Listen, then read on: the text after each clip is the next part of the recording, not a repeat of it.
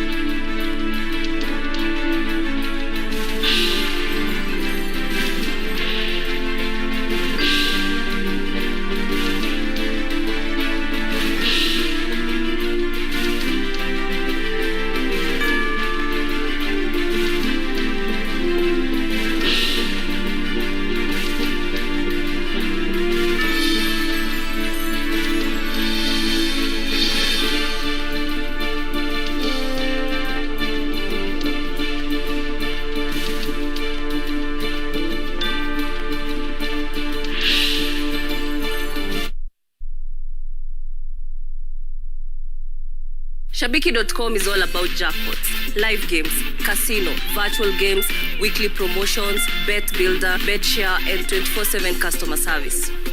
It's all about football, basketball, tennis, cricket, motorsport, and so much more. It's all about the big wins, the big moments, and the big bonuses. Shabiki.com is all about you, the fan. Kuwa Shabiki.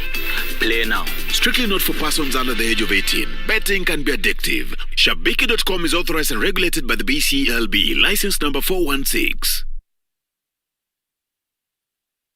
Enjoy View Travel affordable holiday packages. Kenya's #1 travel agent and online booking platform, View Travel offers wide variety of local flights, hotels, transfers, holidays, activities, and so much more. Whether traveling as a family, couples, chama, church groups, friends, or even going for trips to Mombasa, Diani, Malindi or Watamu, Masai Mara, Naivasha, Nakuru, or staycation in Nairobi. Call 0703-254-254. This is Kenya. Dream, explore, discover. Powered by Citizen TV.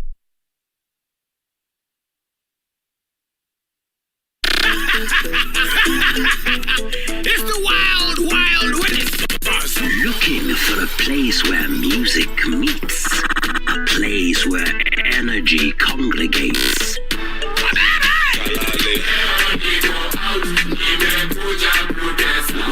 Where all the stars in Kenya align, and where Africa and the world reunite.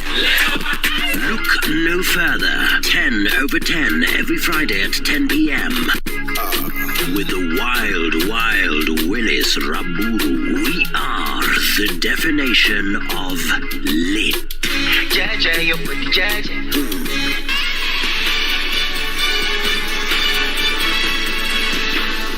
It's the kind of magic. Magic.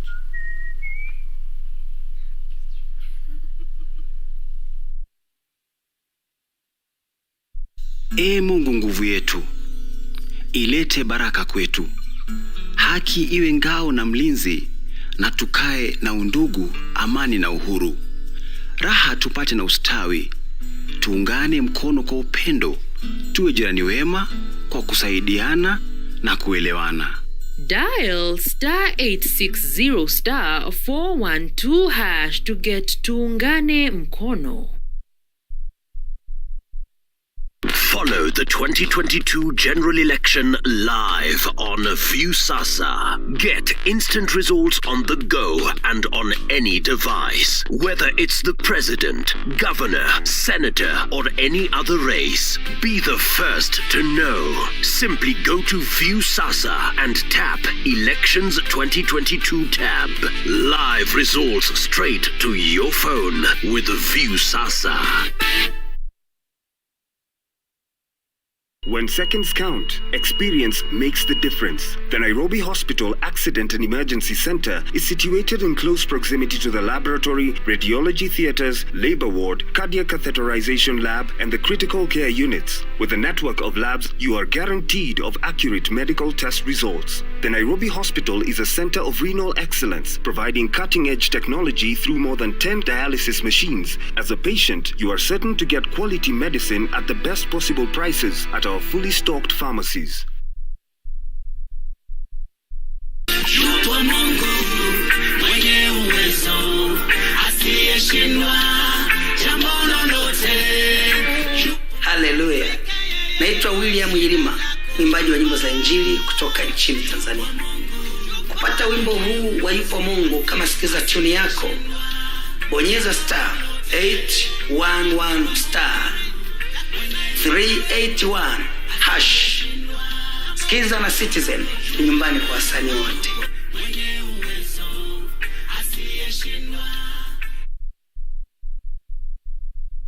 Dare for fast relief from headache, muscle, and joint pain? Take Cipladon.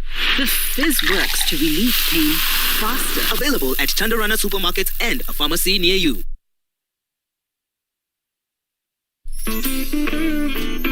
Drink a cup of hot tea to help reduce bloating during your period. Soft Care Petal Care has a floating design that perfectly fits. It reduces 70% friction on skin, absorbs fully, and blocks leakages from both sides. Soft care, yeah.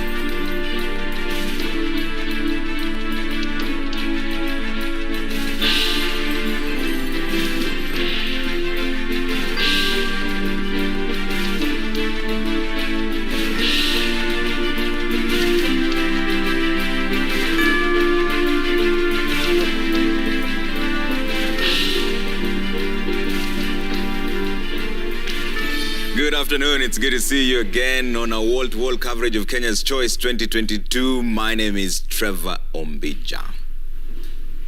Victoria Rubadiri is also here with us. You know, we've been here all night, so maybe. Yeah, I'm just trying to get into the shot, so I'm not just the voice from the far great beyond. There I am. Good afternoon. I'm Victoria Rubadiri. Of course, we are standing by to hear from the IEBC chairman, Wafula Chebukati, for the first briefing, actually, of today.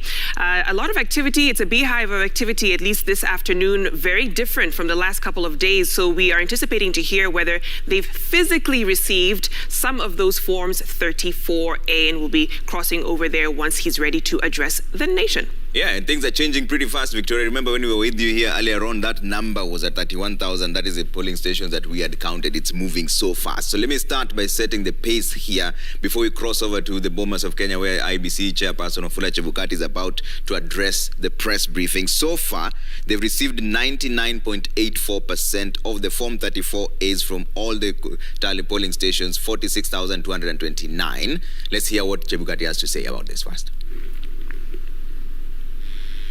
Welcome to the IEBC National Tallying Center here at Bomas of Kenya.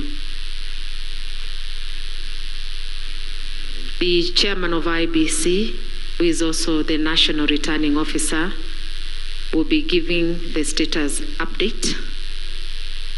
Our arrows have started trickling into the National Tallying Center, and the chairman will give the status update as it is now. Thank you very much. Welcome, Mr. Chebukati.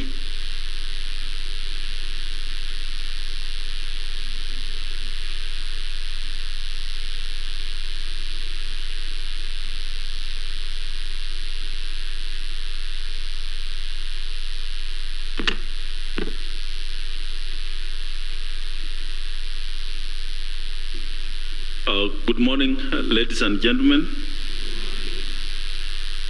This is a status update as to where we are.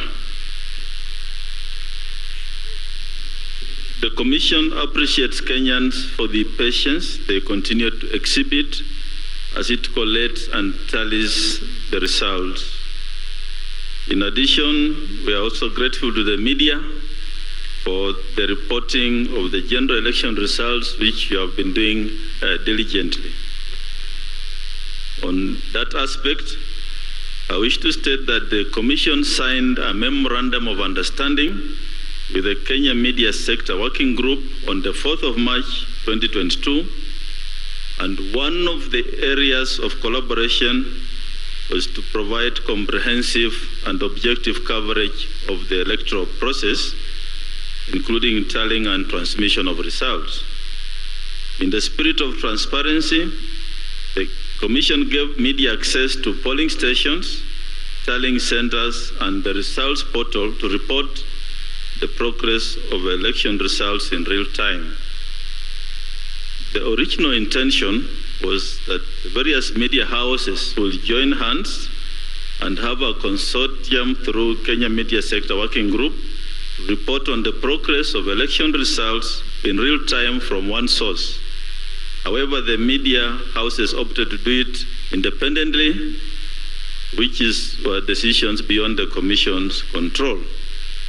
And we take note that as a result of that, the tallies across the media houses vary, and we appreciate that this may be so because each media house is accessing the public portal of the result forms at different times, and each is using its own criteria and sequencing, among other factors, including perhaps different amounts of resources deployed.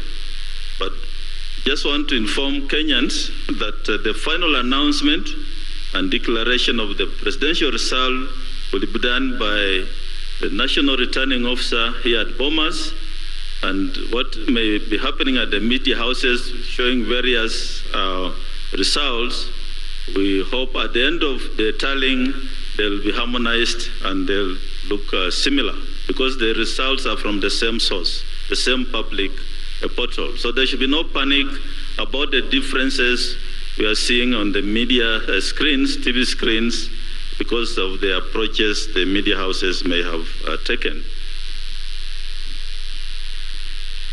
The Commission has ensured that there's 100% availability around the clock of the results portal, which we are all accessing to ensure and guarantee transparency. Also wish to state that the results transmission of Form 34A from the polling station is ongoing. As you can see on the screen, we are at 99.84% out of the 46,229 polling stations. We have done 46,156, leaving about 73 polling stations having not transmitted yet. We shall give a report on those that may have not transmitted by the end of the day today.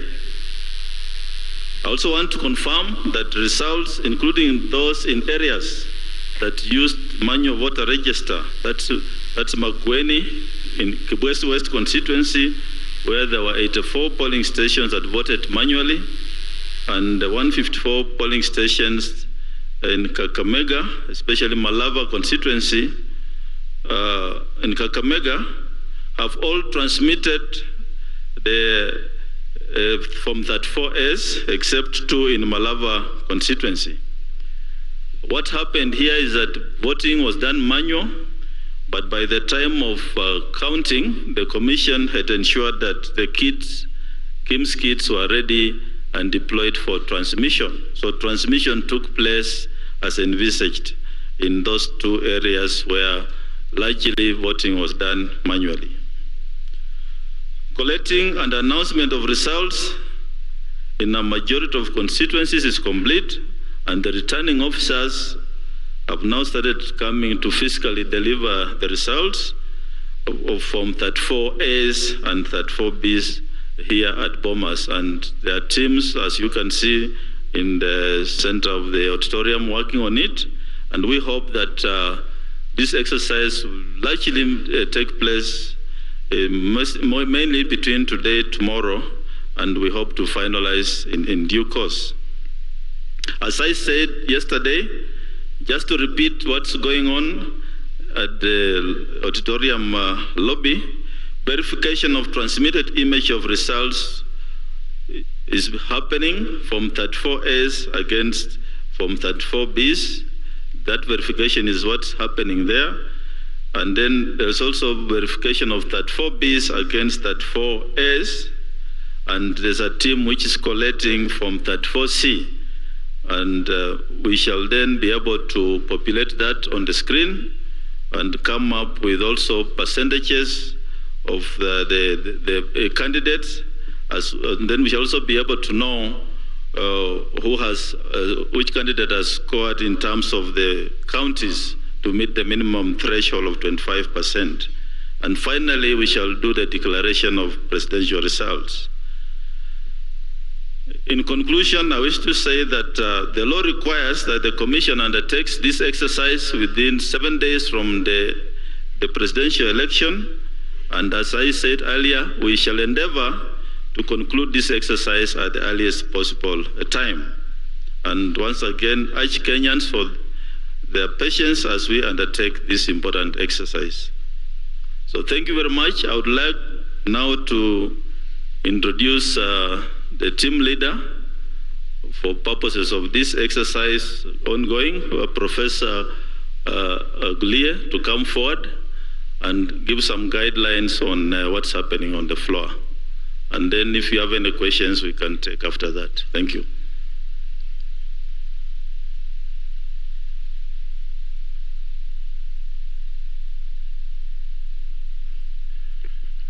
Thank you, Chair. We did explain the process that is taking place at the auditorium floor, but we explained to the presidential agents then, but it's good for us to explain to everyone here what is going on. We have currently 4 desks that are going to serve returning officers as they come in. The returning officers will come in through this gate on my right here at the bottom, and they will walk to any of the 4 desks, 1, 2, 3, 4, any of the 4 desks that will be available. At the desks, once the PO arrives, they come with the original results form as announced at the polling station. That is the result form A. They will also come with the collated constituency-wide results form, which is the form B. What happens there is once they arrive at the respective desks, they will present the originals plus copies of the same, and copies will be given to each of the presidential agents on the desks.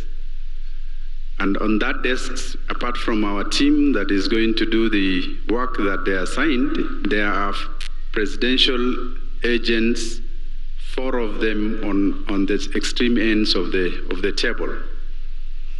The returning officer will sit on the left side, and our team that is receiving and quality assurance will be on the right side of the desks, and the agents are on either side of the corner of the desks.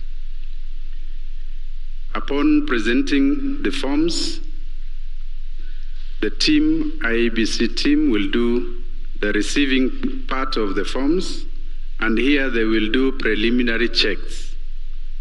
Are all the forms correctly filled? Are they stamped? Is there a missing entry in the form B? So that's what they do. Then amongst the team, there will be those who will be doing quality assurance. And here, they will be checking the original Form B that has been brought by the returning officer. And as I said earlier, the Form B is a summation of the Form S in the constituency where the returning officer is in charge. So they will check the entries of B against each of the Form A original that is there, or presented by the arrow. So they will check B against the original S to ensure that the entries in the B originates from the Form A. Then after that, we have these two desks. They're actually coordinators' desks.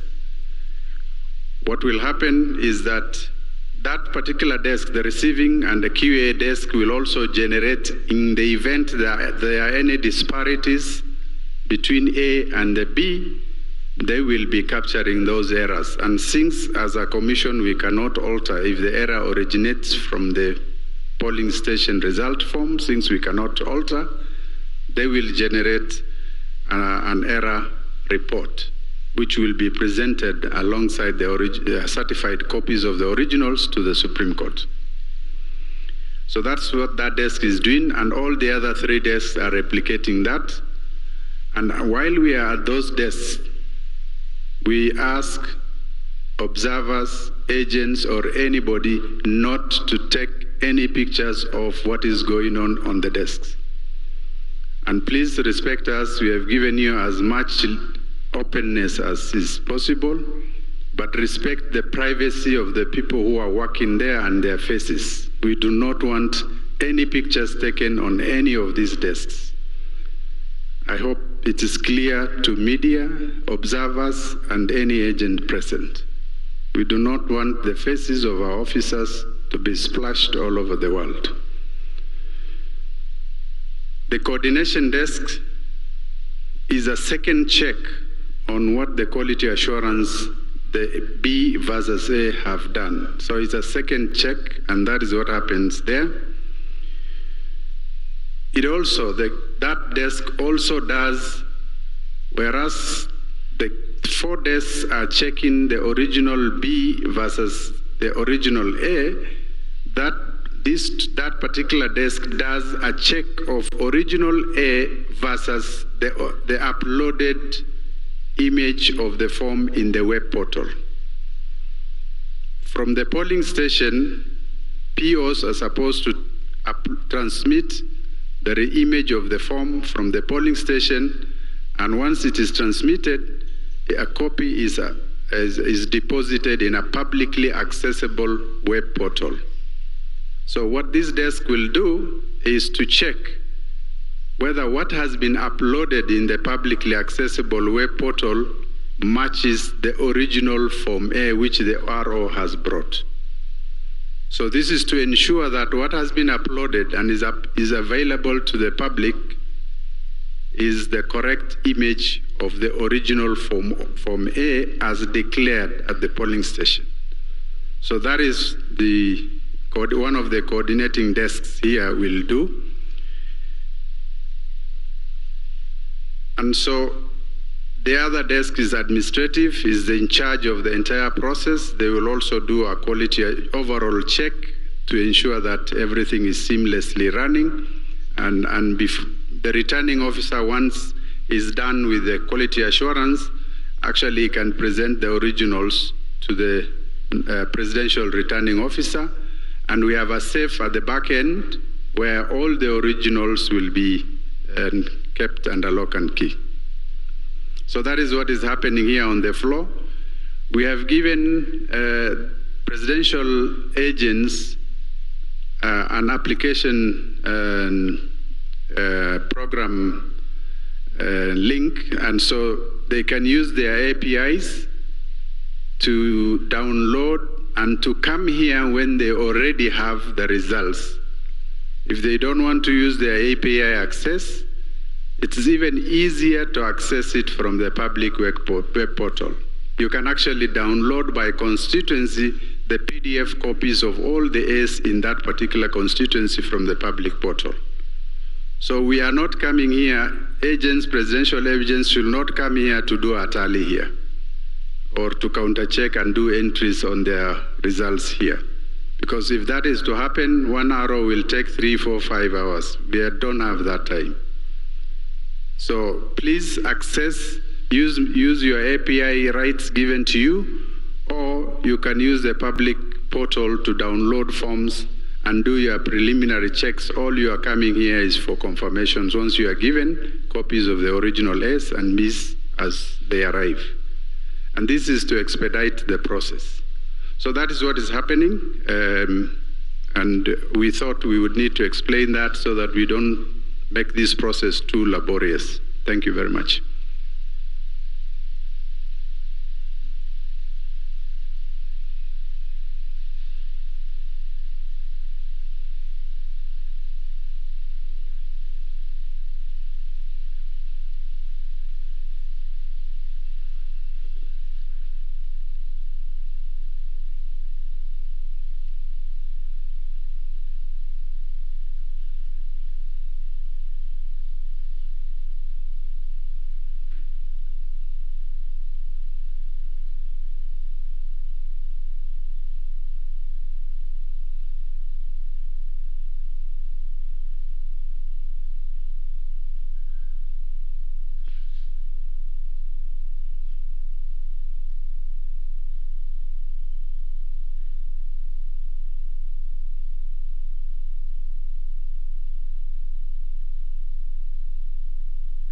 Thank you very much. That was Professor Gulie, who has given details of what is happening at the center of the auditorium floor, the verification of the results, statutory Forms A and Forms B.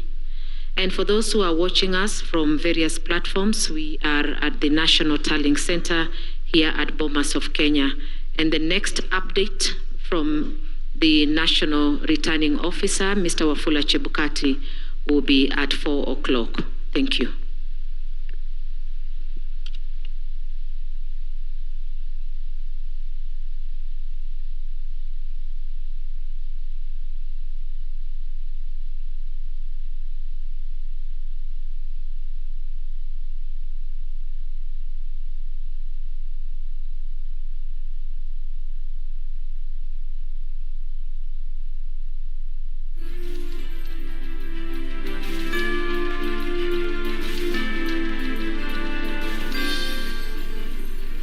Live updates there from the Bomas of Kenya, where the IEBC is the IEBC chairperson, who's the National Returning Officer. They're saying that he's the one who will eventually declare the final results. What we have here we've had you. is just provisional results, like we keep reiterating, and that was Professor Abdi Gulie who spoke after him. He's now the commissioner of IEBC, and he's the one in charge of the entire process of verification. They're confirming now that the returning officers from various stations have already reported to the Bomas of Kenya and are now in the process of verifying the Form 34As, the ones that were uploaded on the portal and the ones that they have physically. He also mentioned the difference in the numbers that you keep seeing, and this has been a concern that most people have been asking, including tweets, sending them through to us. Why are the numbers different from all polling, from all media houses? He explained that as well, that the tallying system is different for each media house. Our tallying center right here, the Royal Media Services, is quite fast, and there's a heavy deployment of very professional young men and women who are crunching the numbers for you. So maybe that's where the difference is coming in. But at the end of the day,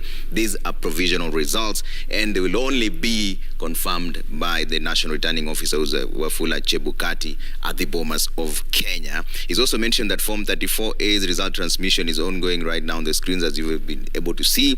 Areas that use manual voter registration, which was Kibwezi, 84 polling stations use manual voter register. Kakamega, 154 polling stations use the manual voter register.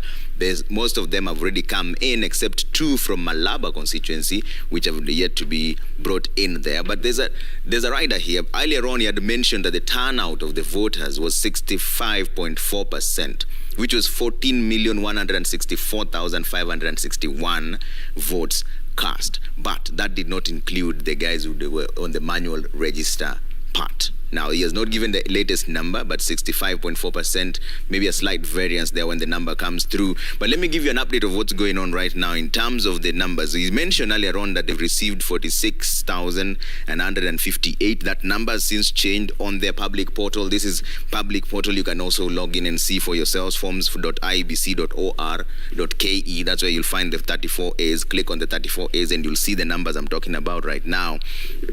As we speak, out of the 46,229 expected polling stations across the country, they've received from 46,161.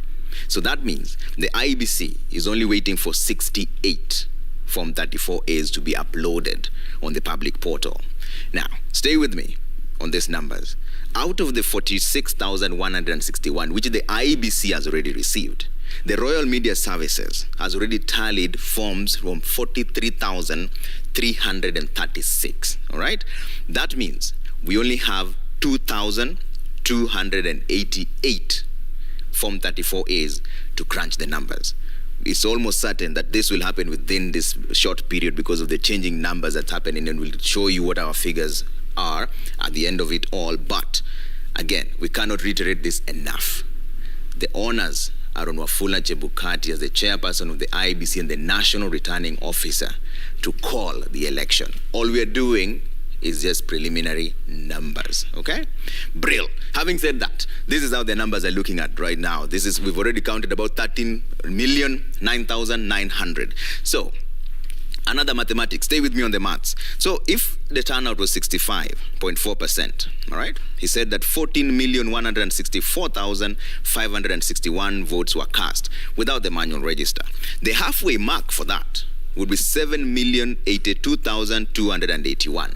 But keep in mind that the actual number cannot be that, because in the strict sense, there will be rejected votes, there'll be spoiled votes. So it will not be the exact number that I'm saying, but it will be around the region of 7 million. Why? We simply don't have the number of rejected votes that IEBC has. The number of spoiled votes, that will be them. They are the ones who will declare. But these are our numbers so far. Let me run you through them real quick. Raila Odinga at 6.4 million, 36,631. That just changed to 942. It's changing in real time. 49.47% of the votes. William Ruto coming in at 6,392,972, 49.13% of the votes. George Wajackoyah at 56,467, 0.43% of the votes. Like I mentioned, out of the numbers that IEBC has received, 46,161, we have tallied so far 43,336. That means we have 2,288 to go. That number is also changing in real time. We'll be crunching these numbers for you in just a bit, but we need to cross over to people on the ground. Victoria?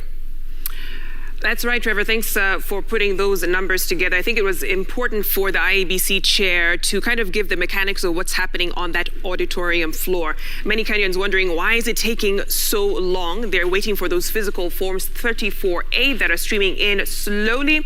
But let's cross over now to Soy in Uasin Gishu County, where Chemutai Goin is standing by with an update from there. Chemutai, what can you tell us?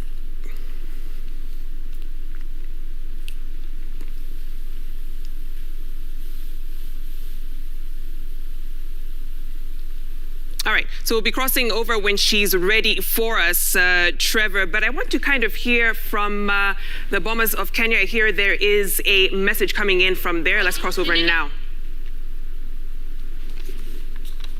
Copies, in fact, 3 of them. One is the original, which is supposed to be brought by the PO to the RO. Then there is a second copy, which is locked in the box. And there is a copy that is meant to be displayed on the door of the polling station. So in the event that any of them is not available, there will be a copy that will be available. Either if it comes extremely important that we have to open and retrieve the A, that decision will be made by the commission in the next 1 hour. But there are such cases.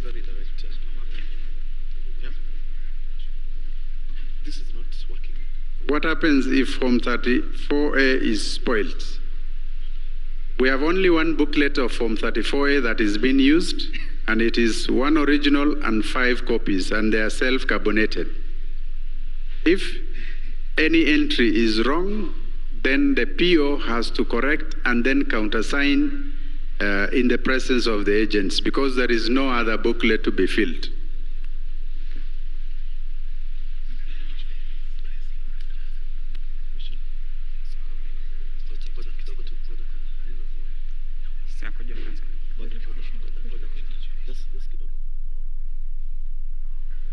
Please proceed.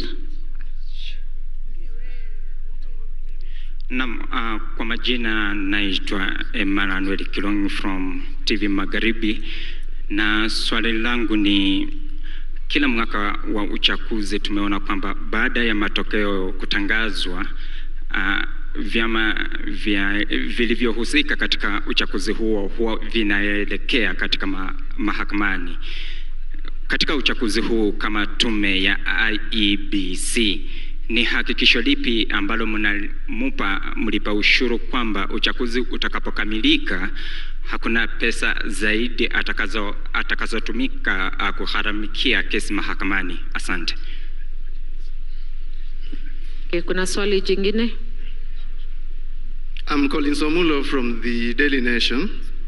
My question is, for the areas that you suspended elections in, are the candidates allowed to continue campaigning until 48 hours to their due date?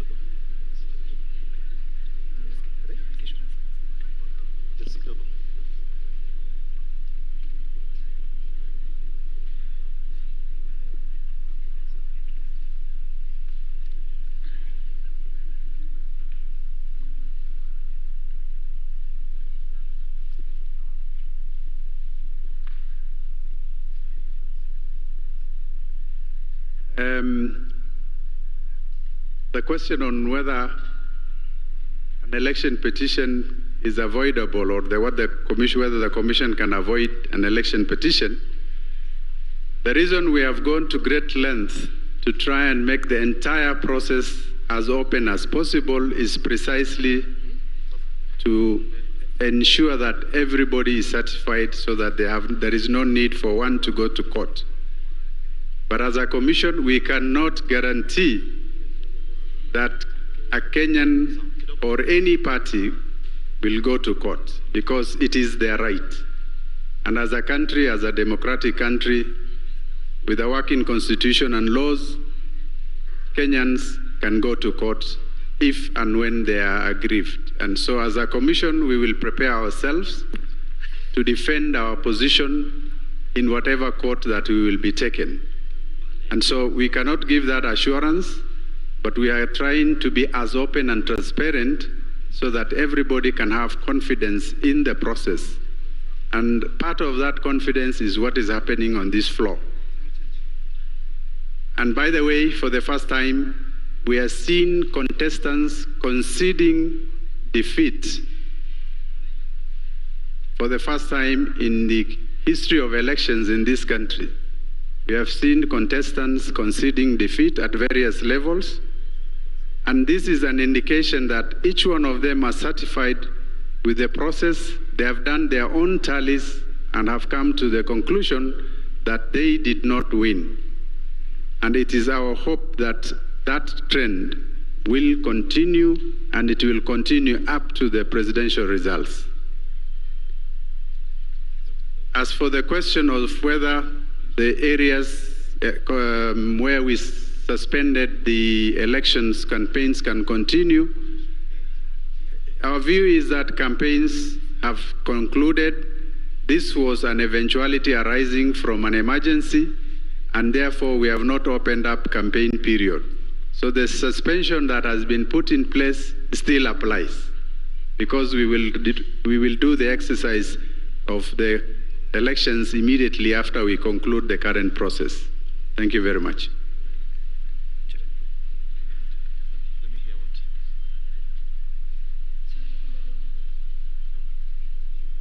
Thank you very much. We'll take more questions at 4 o'clock.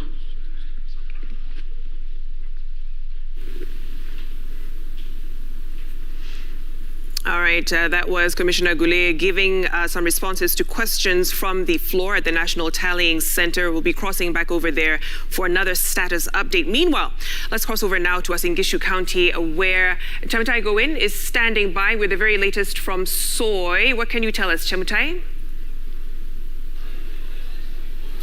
Hi, Vicky. Well, can you hear me now?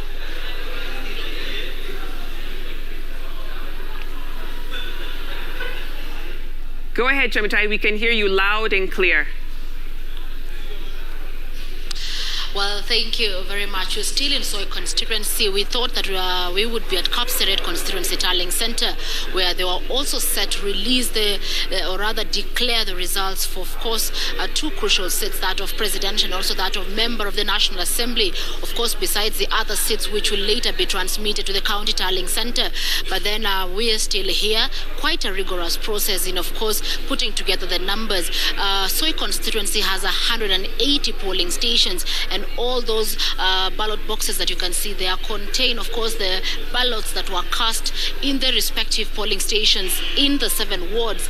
And after those ballot papers, of course, and the results tallied, they were now moved. They are now with the presiding officer and the clerks, who are now doing yet another rigorous exercise of ensuring that what was uploaded from the polling stations and what they have here tally. And they have to ensure that every agent for every individual that contested for every specific seat, that of governor, that of senator, that of member of the National Assembly, that of the county woman representative, the ward, and of course the president, they have to ensure that those numbers are tallying before now they make the final declaration. And of course, here we know that the results declared at the presidential level and of course that of the member of the National Assembly are final. And here the member of parliament elect will be issued with a declaration form declaring him the member of parliament elect, and now awaiting that important swearing in at the National Assembly, ready to begin the work. For the other members, governor, senator, and of course the county woman representative, their results will be transmitted to the county tallying center, which will be receiving results from all the constituencies, tally them, and then finally that declaration will be made. And that we will be visiting the Eldoret Polytechnic, where that tallying center is situated, once of course we've finalized collecting all the results from the 6 constituencies in Uasin Gishu County. And of course, earlier on I briefed on the first 2, which happened yesterday, Moiben, which happened at about midnight, and that of Ainabkoi constituency, which was finalized about 3 this morning. And then of course now we are in Soy, and you can hear from the background that finally it appears the activities are coming to a close, and we will be getting those figures in a few. But you can hear that it's actually a very rigorous exercise. And IEBC said they put in place these measures to ensure that the security of the vote is protected. And of course, there are still concerns that have been brought out there. But here, the process has been quite smooth, and everyone has been here. We've been here since morning, waiting for the agents of the respective aspirants to come here so that they can be able to receive the final results, approve that that is what they witnessed in the various polling stations, of course, before coming here. But Vicky, later on, maybe we'll hear from our colleague Wanyama, who is at the Kapseret constituency tallying center, where also the process there, the results there are about to be released, and he's actually already on. Maybe we'll get those figures later. We will tally those figures later. And Citizen TV has been carrying out its own parallel tallying system, which contains the provisional results, of course, as they wait the final declaration by IEBC. But Vicky, we're still moving around here. There's a lot of excitement and anxiety from members of the public, noting that one of the presidential candidates come from this region, and a region that he enjoys support, and of course wanting to know how did he fare. We will look at, of course, the performance of the members of parliament for Soy constituency, and one of those has already come here. We've seen him, and provisional results from the respective polling stations, quite a number, have already placed him ahead. But of course we wait for the final declaration from the presiding officer, and then we will also be able to give you other figures from the other sets that were contested. But Vicky, that's what it is. The situation has not changed this morning, and has been the situation in other tallying centers where activities are still on a high. There are some that are still receiving ballot boxes because some of the polling stations were located far and wide. But as soon as we get those details, we will be updating, and it is what will be going on air and what will be available at the platform where we are publishing the results. Vicky and Trevor. Fantastic. Thank you so much, Chemitai Goin, there in Soy constituency, one of the 6 constituencies in Uasin Gishu County. And of course, we'll be getting more in terms of the results coming in at the MCA MP level, and at the county level, gubernatorial, senatorial, and of course, woman representative. A lot happening there at the Bombers of Kenya. Let's cross over there really quickly. That is the floor of the auditorium where we see the chairman is engaging some observers, political party agents who are present. They did explain the function of the 4 desks there to receive the Forms 34A that are being brought by the returning officers coming in from the various constituencies across the country. And this is part of that process to boost trust, as we heard from Commissioner Goulet. This is opening up what the IEBC does. A very different view from the last election. And I want to bring in our guests just to get their reactions to this. I'll begin with you, Honorable Kabando Akabando. What do you make when you compare 2017 to now? And do you find them being a bit more transparent as compared to last election cycle? And we'll talk about your concession also in just a bit, because you're one of the people, Professor Abdi. Very true, absolutely. Having conceded defeat, but yeah. Was in the race for Nyeri Senate, and I'd like to say, having seen what was on the ground during campaign time, and even the process of now tallying various levels, and observing through media what is happening, 2017 and 2022 are 2 worlds apart. It's like day and night. This is very organized. The updates are very concrete. There seems to be a lot of transparency, both for the media and for the agents of the candidates and political parties at the constituency, county, and the national level. So this process of this year is likely to inspire a lot of confidence in the outcome. All right. Franklin, what are your thoughts on the process so far? Thank you. I think in that spirit, let me also congratulate Honorable Kabando Akabando for being a real Democrat and, telling his constituents that I have not won on this occasion, and that's okay. Quickly to the answer. I think since 2007, Trevor, there have been 2 critical advisories in regard to our elections, 2 or 3 advisories. The Kriegler report is a minefield of critical information on the conduct and management of our elections. The Supreme Court rulings of 2013 and even the 2017 ruling, the one that nullified the previous elections of Uhuru Kenyatta, was particularly critical. And that tells you that if we had kept faith to the Kriegler recommendations, even 2013 and 2017 elections would have been better. I think this team by Chairman Chebukati has really tried to look at the Supreme Court advisory and ruling of 2017 and see how can we get to this, improve on the process and the conduct and the management of the process in 2022. The 2 critical improvements is, number 1, we have been asking ourselves all along, is IEBC prepared? Does IEBC have the capacity and the credibility to run an election that is potentially a close contest, that's now not potential, but you can really see it, and address all the irregularities.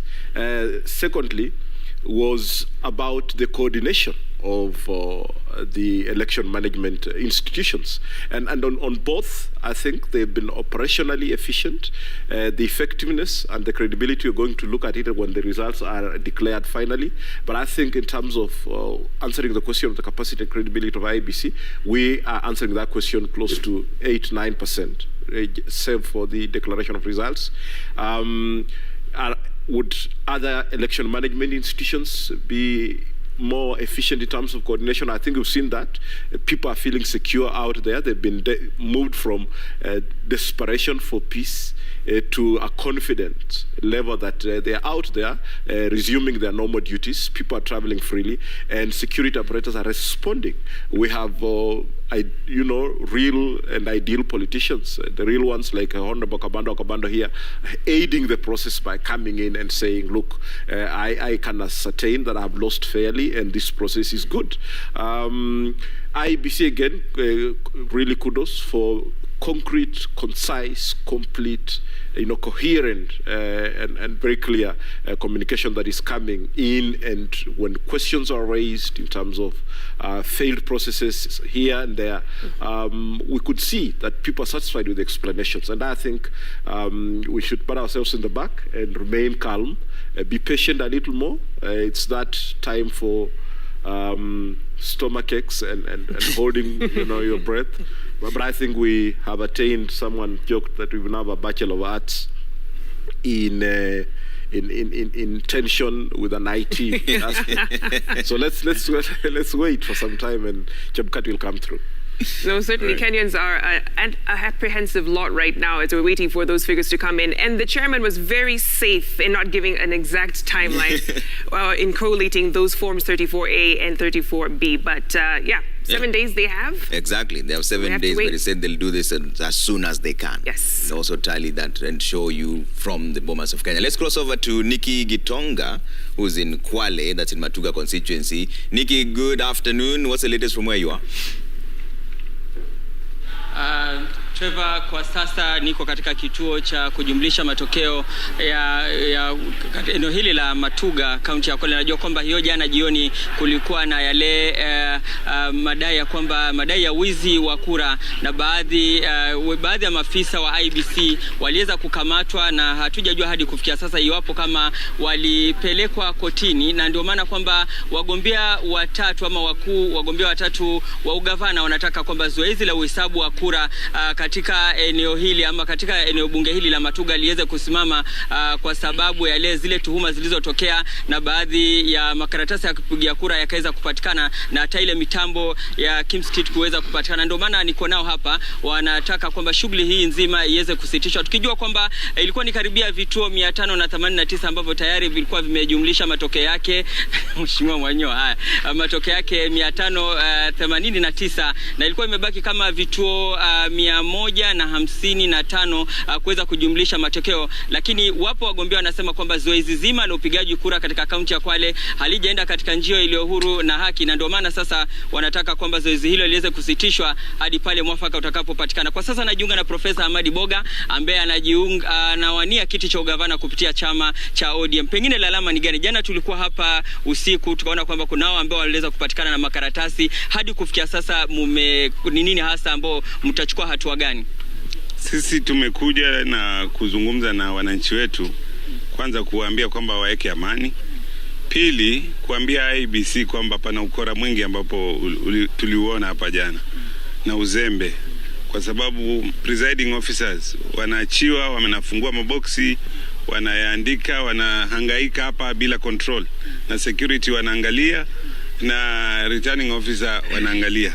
Kwa hivyo sisi hatuna imani na hii process vile wanaicontrol hapa, na ile process vile wameleta maboksi kutoka huko paka huko. Vijana presiding officer wanatembea na makaratasi kama ambaye wamebeba vitu tu vya kawaida, na wamebeba maisha ya watu, wamebeba kura za watu. Kwa hivyo sisi tunasema hili zoezi haliko sawa, lisimamishwe mpaka pale ambapo tutaelewana. Otherwise sisi tunaona hakuna haki, na kama ambaye kuna ukora mkubwa ambao umetendeka. Sasa acha niongee na Mheshimiwa Chirao Mwakwere. Kwa kifupi tu, naomba watu wanafaa kuelekea Bomas. Lalama ni gani? Kura mlipiga, sasa zinahesabiwa. Shida ni gani? Kwa kifupi, alafu naongea na Lunganzi. Jina langu ni Balozi Chirao Ali Mwakwere. Uchaguzi wa hapa Kwale si halali. Hata kama walikuwa wamebakisha kura hata moja kuhesabiwa, lakini ushahidi upo kwa walikuwa wameiba kura, wameiba vifaa vya kupigia kura vya IBC, wameiba karatasi ballot papers, wameiba kila kitu, na masanduku tunapata wazi. Yuso uchaguzi wa haki. Hata kama asante Lungazi, naomba tu ngoja nikwambie. Time imeisha. Na ukataa kabisa ni wa kurudiwa.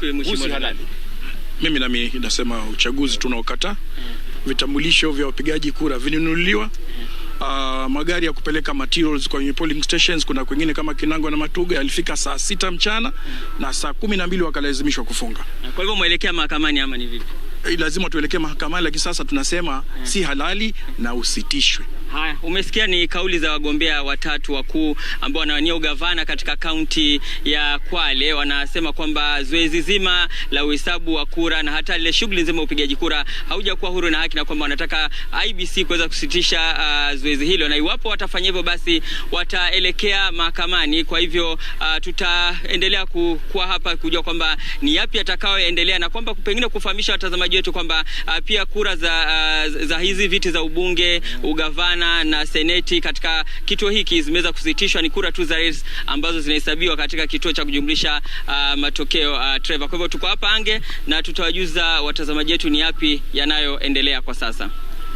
Asante sana Niki Gitonga nazungumza nazi kutoka Matuga constituency Kwale County, na kuna wagombea ambao wanasema watakwenda mahakamani. Lakini hapo hiyo awali Professor Abdi Guli relax. He said we'll be prepared. They're ready. Exactly. Yes. If we come to that. To defend themselves. All right. Let's take a quick break. When we come back, the numbers are still trickling in.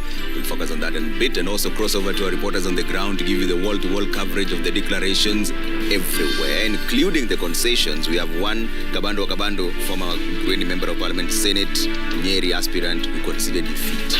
Very happy to speak to him also in just a bit. Franklin Mkwanja is also here with us, Executive Director, CMD, which is Center for Multi-Party Democracy. See you in just a bit.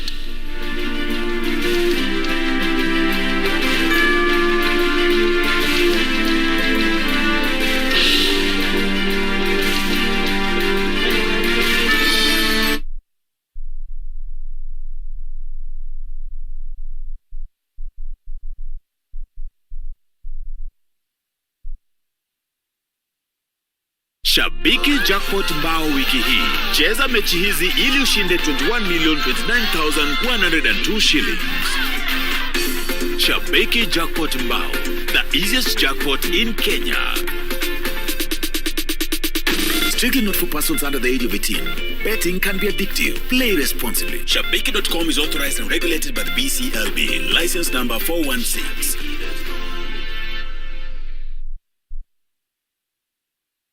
Did you know that the Red Cross, Red Crescent are symbols of protection that international law gives to the wounded and sick and those caring for them in armed conflict? In Kenya, the Kenya Red Cross Society is the official representative of the Red Cross and Red Crescent movement. The society's volunteers use the Red Cross emblem to provide humanitarian service to those in need. The society will continue to serve communities affected by various conflicts, emergencies, and disasters impartially without regard to race, ethnic group, religion, or any other consideration. The Kenya Red Cross Society, always there. Dare for fast relief from fever? Take Cipladon. The fizz works to relieve pain and fever faster.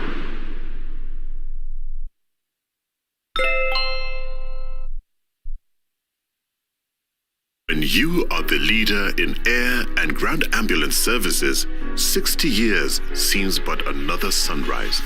We excel in speed of response, peace of mind, and quality of care by giving you affordable Maisha Medical Evacuation Plan. For as low as 2,500 per year, you have access to unlimited air and ground medical evacuation services within Kenya. Amref Flying Doctors, we are there for you. We go where no one else goes. Call 020-699-2100 or log on to www.flydoc.org. Kama kawa? Ugali mix mama. Sawa sawa. We mama boy. Angalia tu vile kwangu kumekauka. Siri yako ni nini? Utamu wa chakula ni unga wa Tuten. Ate unga ya Tuten. Hii nayo ni gani? Hiyo ni ya chapati.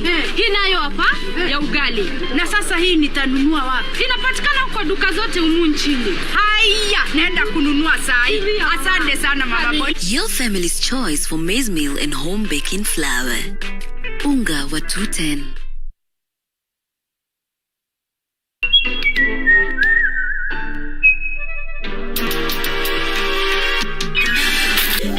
I know I can't do everything, but guess what? Thanks to me, you can now check account balances, apply for instant loans, make payments directly to paybill and till numbers, send money to mobile and bank accounts, and pay your bills. Download the upgraded M-Corp Cash today and try it out.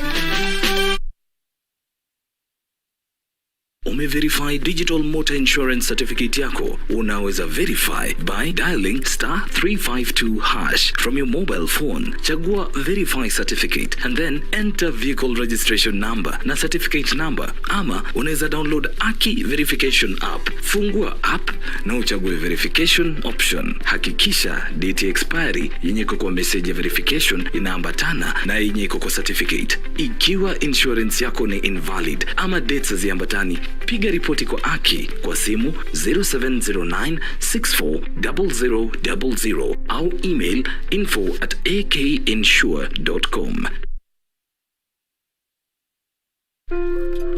Inspired by Kenyans who are doing what they can to make a positive and lasting impact, Safaricom Foundation is uplifting communities by bringing their dreams to reality through Ndoto Zetu. Changamoto ile kubwa ambayo ilifanya tusifaulu kwa kuuza maziwa, kupima na jug, kurudisha kwa jug tena inaharibika haraka. Sasa kwa tunapata profit mzuri, lakini wakati tumereceive hizi machine kutoka Safaricom Foundation, hata tunauza zaidi, tuko na profit mzuri. Asanteni sana Safaricom Foundation kwa kutujali. Do you have a dream to uplift your community? Apply online on www.safaricomfoundation.org/Ndoto Zetu or visit any Safaricom shop near you. Application deadline is 22nd August 2022. Ndoto Zetu, uwezo wetu, Safaricom Foundation.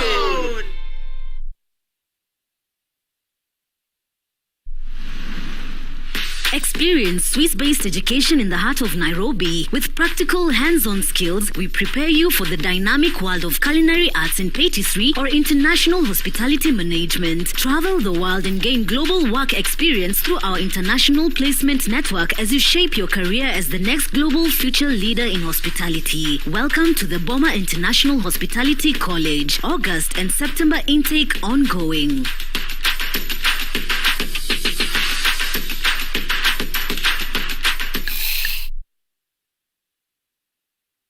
When seconds count, experience makes the difference. The Nairobi Hospital Accident and Emergency Center is situated in close proximity to the laboratory, radiology theaters, labor ward, cardiac catheterization lab, and the critical care units. With a network of labs, you are guaranteed of accurate medical test results. The Nairobi Hospital is a center of renal excellence, providing cutting-edge technology through more than 10 dialysis machines. As a patient, you are certain to get quality medicine at the best possible prices at our fully stocked pharmacies. There are days when you think, oh, leo na deserve, so order a Glovo. Days when plans inachelewa, what if you order a Glovo? Or days when you can't control everything. Or yes, because on Glovo you can order anything you want. Glovo, you order, we get it.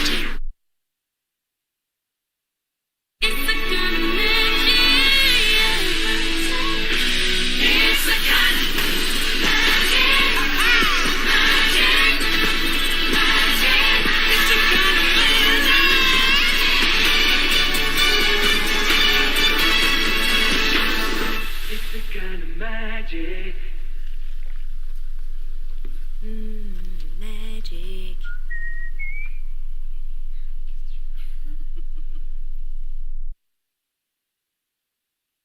When you are the leader in air and ground ambulance services, 60 years seems but another sunrise. We excel in speed of response, peace of mind, and quality of care by giving you affordable Maisha Medical Evacuation Plan. For as low as 2,500 per year, you have access to unlimited air and ground medical evacuation services within Kenya. Amref Flying Doctors, we are there for you. We go where no one else goes. Call 020-699-2100 or log on to www.flydoc.org.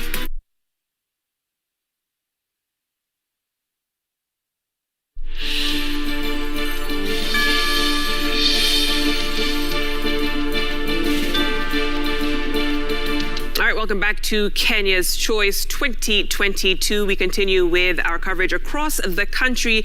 Let's now go to the country's capital, Nairobi, more specifically Embakasi Central constituency, where our very own Gatete Njoroge is monitoring the results announcement. Let's listen in. The certificates, then I'll do it the other way around. I'll give the certificates first to the MCS, and then I finish up with the MP. After that, tuwape na muda na waseme yao. Sivyo? Tumekubaliana? Okay then. So who is holding the MP results?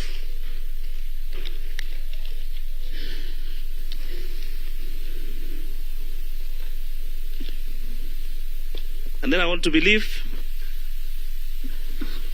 everybody atatangazwa mshindi baadaye yuko na ID, because that's how I love to recognize them.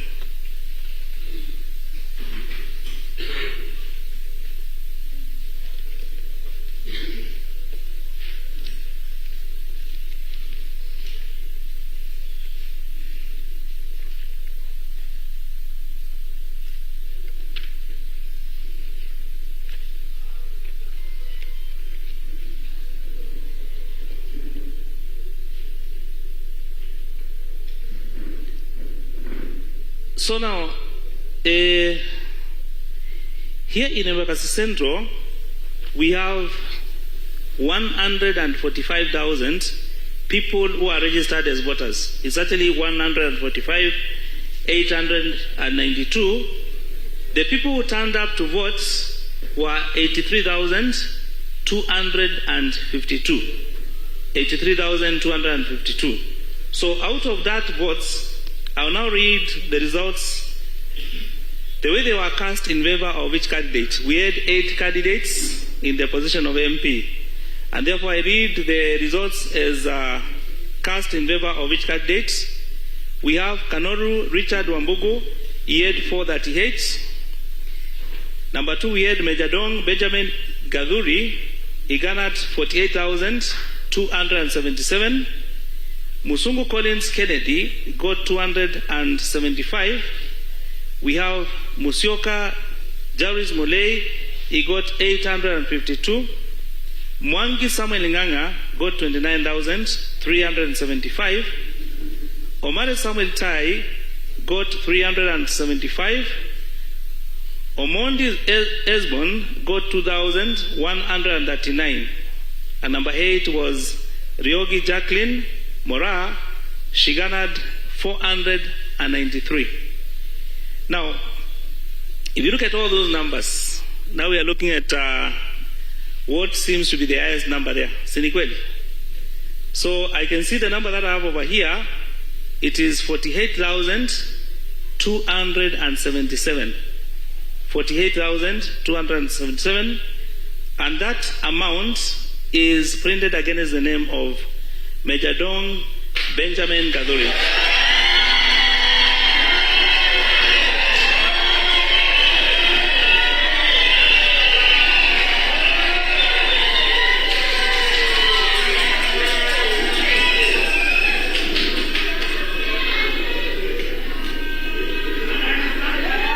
Okay then, order please. Tumeanza tu, so in that case tumeanza, kwa hivyo tutulie, sivyo?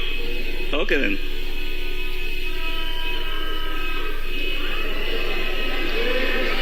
Now I go to mutaambia hao wako nje watupatie nafasi kidogo. So I will start now reading the ones for the ward. Since now I'll not go back to how many numbers are registered here and how many turned to votes, but I just have to go straight away to the votes cast in favor of each candidate. And I'm starting with Embakasi Central. No, sorry. This is Kayole North. That's our first ward here, as according to the wards the way they are. So, in North Ward, we had 6 candidates, and I'm going to read them as according to the way they were in the ballots. So, the first candidate whom we had was Kanyoro John Mwangi. He was in a position to get 4,880. We have Kariuki Paul Washira. he got 8,222. Kio John Kamau garnered 192. Masuya Charles Juma, 142. Mushemi David Girinji, 111. Jenga Jeffrey Jogu, 228. So those are the 6 contestants we had in Kayole North. Now, I'm now looking at the numbers. We have talked about 4,000, there's 8,000, there's 100 and something. And the highest that we have over here is that amount of 8,222. And that figure is printed against a name, which is Kariuki Paul Wachira.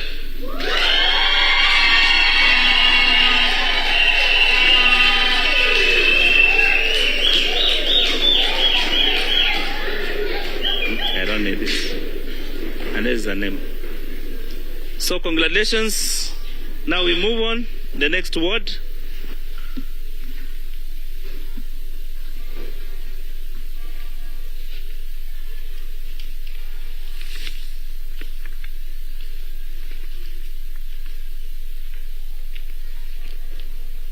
Now, the next word that we have over here is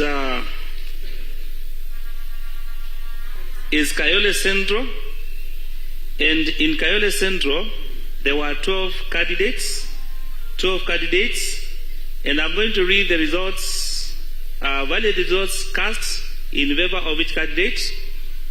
We have Gadudi Alex Mwangi, 199, Masharia Kezia, Jerry, 531, Bale Jakim Odhiambo, 301, Muindi Charles Muvu, 358, Mutuni Benson Waita, 522, Muturi Patrick Ngunju, 4,343, Mwangi Ashton Mwaiva, 164, Mwangi Wilson Gatario, 100, Nyambane Eliud Ondiera, 566, Oriek John Patrick, 1,619, Simi Wycliffe Wegesa, 232.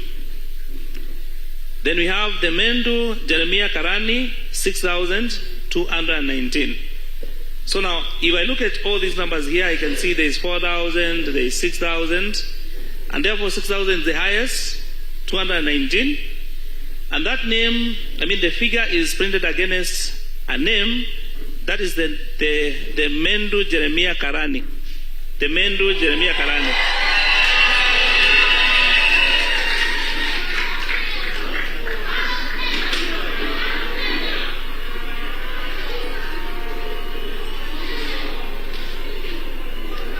So congratulations. Now we move on to the next word.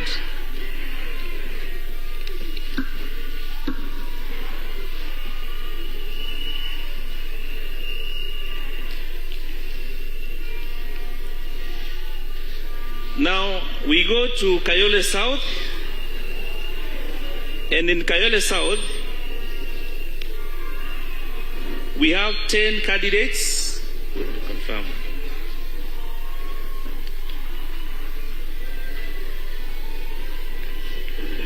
No, sorry, in Kayole South we have 13 candidates.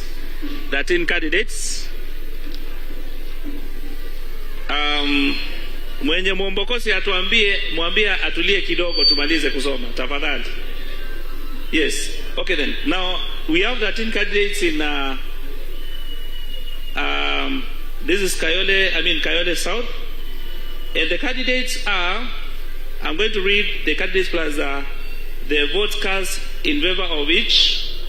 We have Kamau John Wakaba. He got 8,178. Kangana Benson Kariuki, 204. Kiria Bernard Modengi, 215. Masharia John Jomo, 244. Mahoya Thompson Arani, 394. Ogega Collins Omondi, 11,579. Olango Kennedy Otieno, 985, Ogenga Benson Ochola 260, Onyango Leonard Gara 174, Osuka Nicholas 242.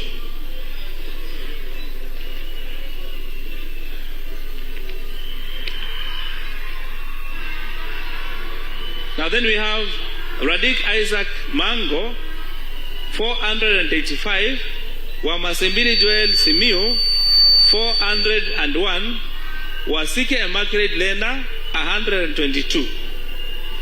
So now going with the numbers here,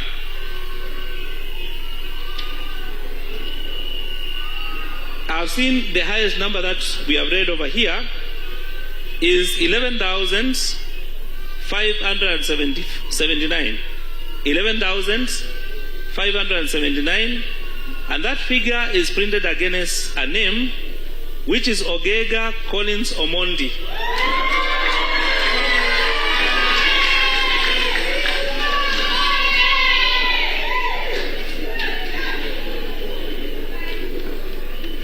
So congratulations, Collins. Now I move to the next word.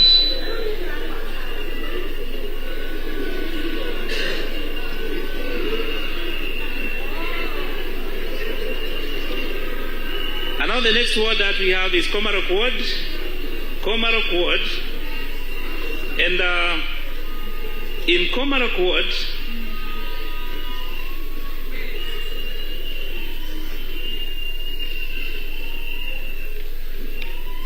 now in Komarok ward we have 11 candidates in Komarok, and I'm going to proceed to read the votes cast in favor of each.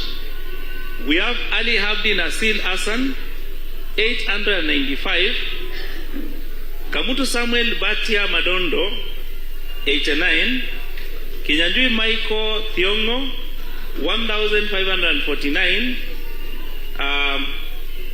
Kinywa John Mushori 2078, Mutumishi Honorable Chris Wanjoi Kidinji 6057, Mugambi Victoria Wanjiru 263, Muriuki Moses Waidaka 1272, Musili Esther Mwikali 495, Mudinga John Kamau 5,208, Odera Edward Ochal 939, Otana Jim Omondi 452.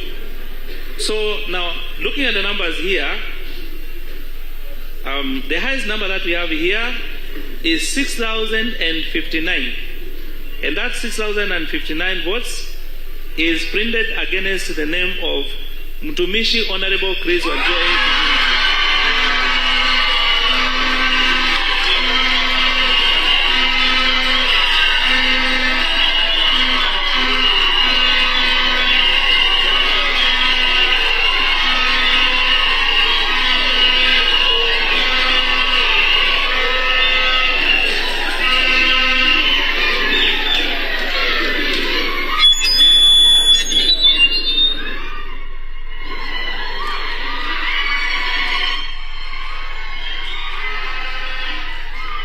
Okay then. Order, please. Order.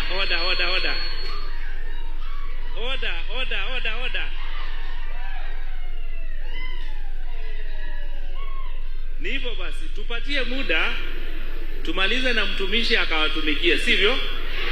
Basi. Now, I'm reading the last results from Matopeni Spring Valley Ward. Matopeni Spring Valley Ward. Now, this ward attracted 15 candidates.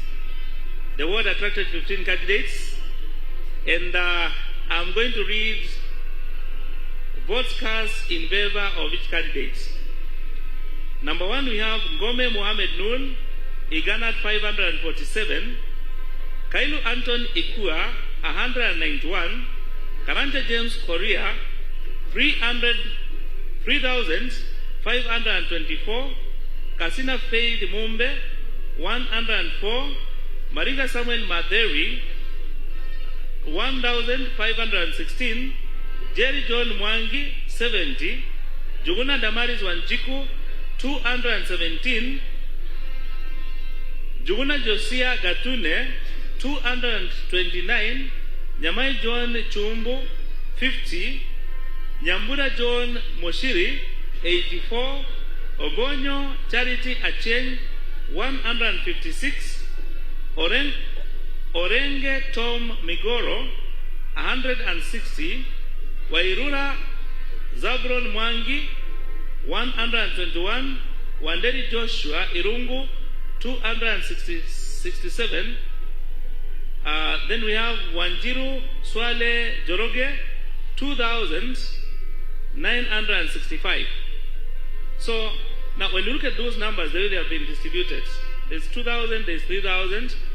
So we have 3,524, the highest number.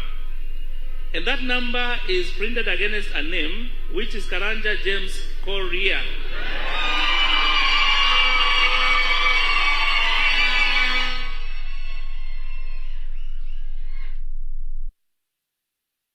All right, those are live results from Embakasi Central, and the incumbent member of parliament has retained his seat, Benjamin Gadiru.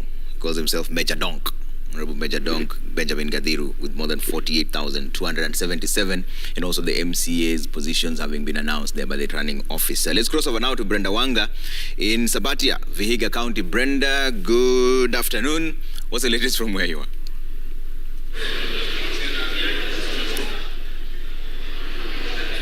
Brenda?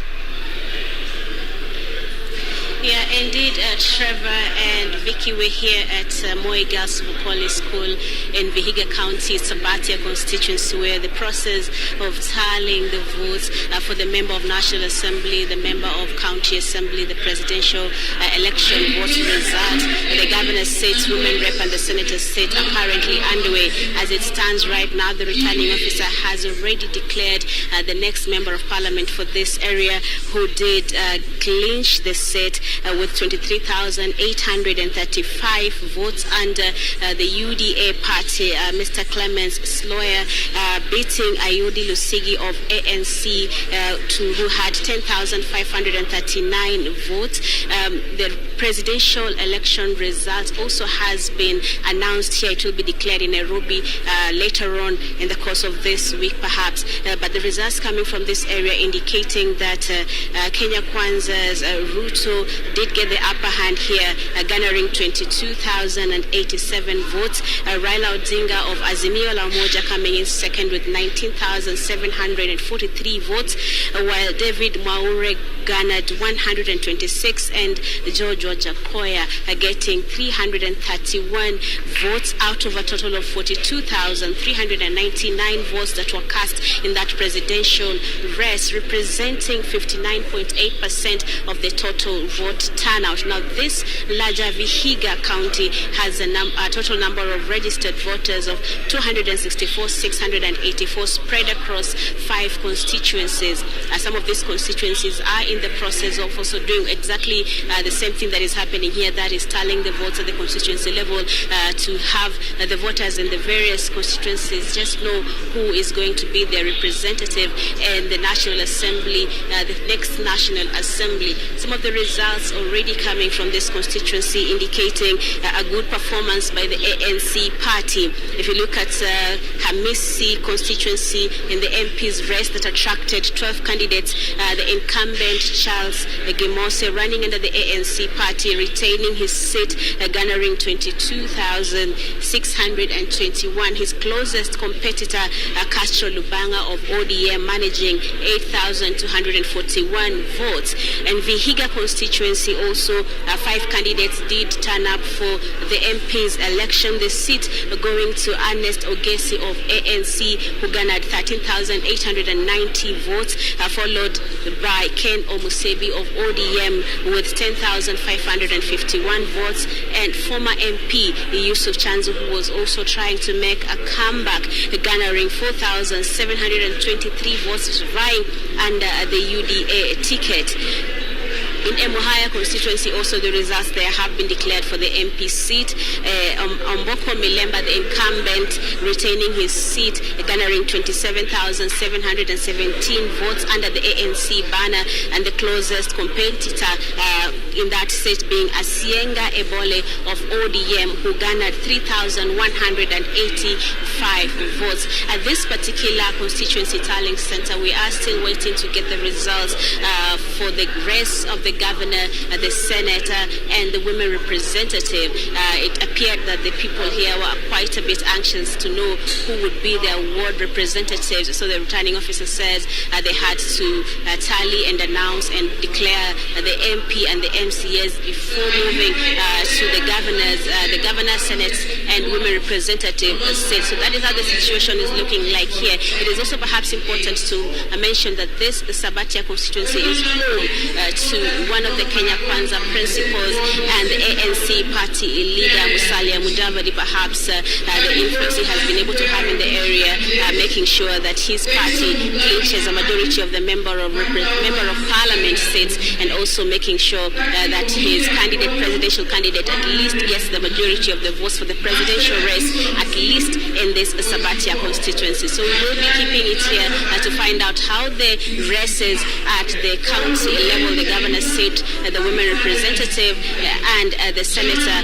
will pan out, whether ANC will continue to carry the day here or whether there will be a difference. But that is a matter of wait and see until the returning officer here makes those declarations. Back to you, Trevor, in the studio. Thanks, Brenda. Brenda Wanga there speaking to us from Sabatia there. Now we're back in the city, right? Back in the city from, exactly. So one of the 17 constituencies, want to get an update from Mary Mwoki, who is in Roysambu. What's the latest there?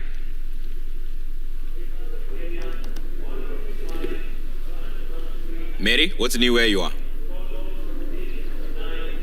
Sorry? Hi, Mary. I hope you can hear us. What's the latest from Roysambu?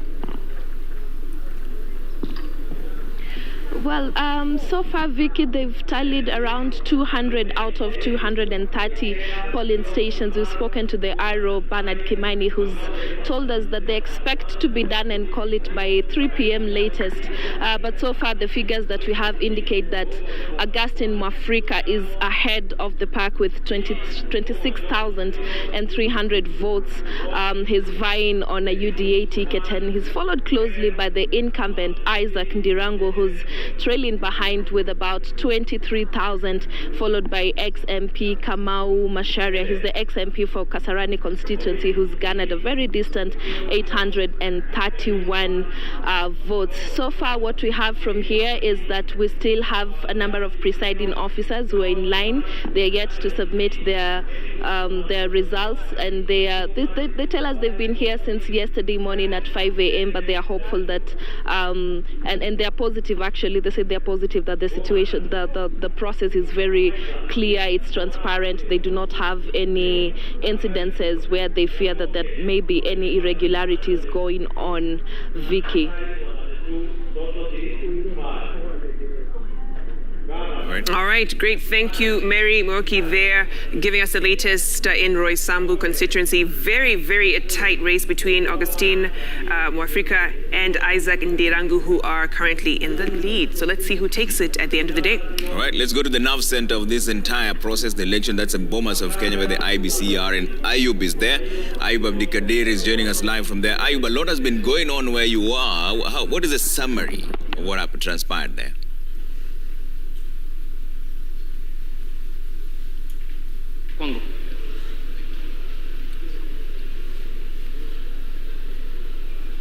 Ayub?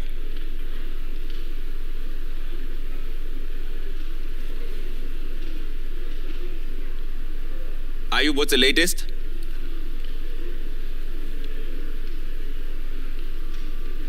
All right. right, we seem to have lost the link with Ayu, but we'll cross over shortly. But several results streaming in. And of course, as Mary had said, they hope to hear the results for Roysambu by 3 p.m. That's an hour and a half to go. So they're moving quite quickly to ensure that they get these results out and to the public and announce winners. Yeah. Let's bring up our guest again. Kabando is a former Mkuruweni member of parliament and he vied for Senate in Nyeri, but also in a NAC Kenya ticket, but considered defeat. And Franklin Mukwanja, Executive Director, CMD. And I'm just curious to find out, Honorable Kabando, in your concession speech, you talked about the campaign being a pro-people policy, issues, basic needs and basic rights. When you're conceding, yes. Does it mean that the conversation that you had with the people on the ground did not match their aspirations, or what transpired in your own view? Not necessarily. This election, like the previous elections, the determinant is not purely on issues. It has something to do with a number of variables. One, party affiliations, which matters on ground influence. Number two, the national dynamics can also make elections at the lowest level a little different or significantly so, depending on area. Number three, other issues at the local level that are dynamics. They include propaganda. They include local players, and I can enumerate without going to a lot of details. Social democracy is about welfareism. You know, if you look at countries like Scandinavian countries, Sweden, Finland, Denmark, Norway, Switzerland, even Germany, about the basic needs of the people: water, food, security, education, health, as basic human needs. In 1997, that is what Social Democratic Party and Savina Party were carrying as our flag, the frontier for the agenda to shift the focus of Kenya from the trickle down. I know this can be understood to mean what people have been campaigning here between Azimio and Kenya Kwanza. But that's exactly the agenda that we did in 2002 when we talked about free primary education. And at the 100 days, Kibaki did implement the free primary education program that allowed everyone to go to class. So my campaign on the ground, over the years, because I contested first as a very young guy in 1987 for Mkuruweni seat, has been on egalitarian policies. I know it may sound a big word, but it means that which concerns the commoner. So it is not that the voter did not connect with that. In fact, let me tell you, I don't think there was any other candidate who held singular meeting at the county level, singular. And by singular, I mean there were meetings organized by the UDA brigade. They went together as a team. There were meetings organized by Jubilee people, governor, senator, candidate, MPs, MCAs. They were doing campaigns many times together, sometimes individually. At the county level, I was among the very few, and I would say of the prominent candidates who did a singular campaign on my own in the villages, meeting hundreds of people, many times without using microphone, and you could follow that on my Facebook page and also on my Twitter. Then? What went wrong then? Nothing went wrong. In fact, let me say, generally speaking, in the Mount Kenya region, it needs to be understood why the voter did whitewash most of the Azimio-leaning candidates. There is no Jubilee person who won in Nyeri. There isn't any na Kenya. It was on na Kenya. There was a candidate in Madeira. We didn't win, despite the fact that until very last day, the candidate in Madeira for parliamentary was doing very, very well and very strong. And in Nyeri, if you remove the government-sponsored opinion polls on the ground, it was easily discernible that my campaign was resonating very well with the people, given the participation and the attendance and the local endorsement. But there is a rebellion that cannot be ignored. The voter is angry. Now, add that, Victoria, to hunger. I have never witnessed a campaign in my region, like in 2022, where in every village you went, even when people know that you don't give a handout, there was a cry for unga. Sometimes coming from unexpected individuals.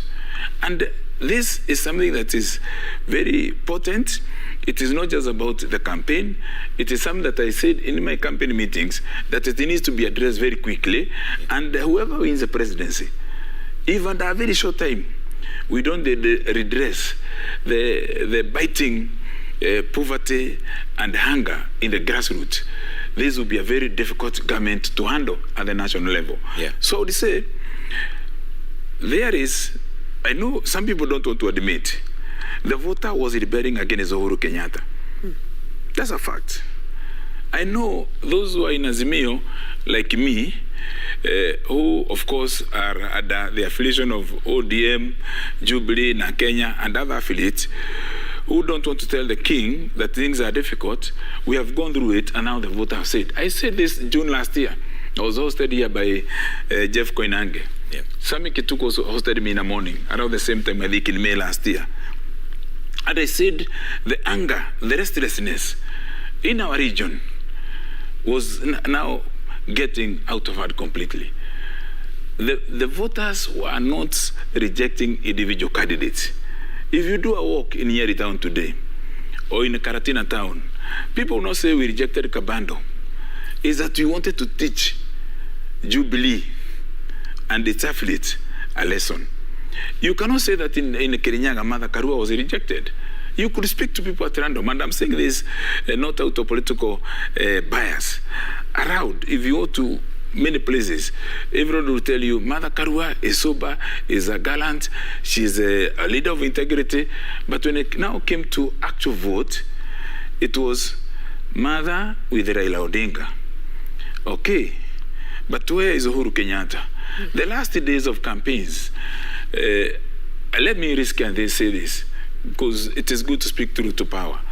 Uhuru did not help Raila in the last days. The interviews he did, the meetings he came, like for instance, he came to Nyeri a day before, 2 days before the voting. He went to Odhaya. The leadership was totally absent. He went to Narumoro. The leadership was totally absent. The leadership of the county. And therefore, the voters were seeing something mischievous.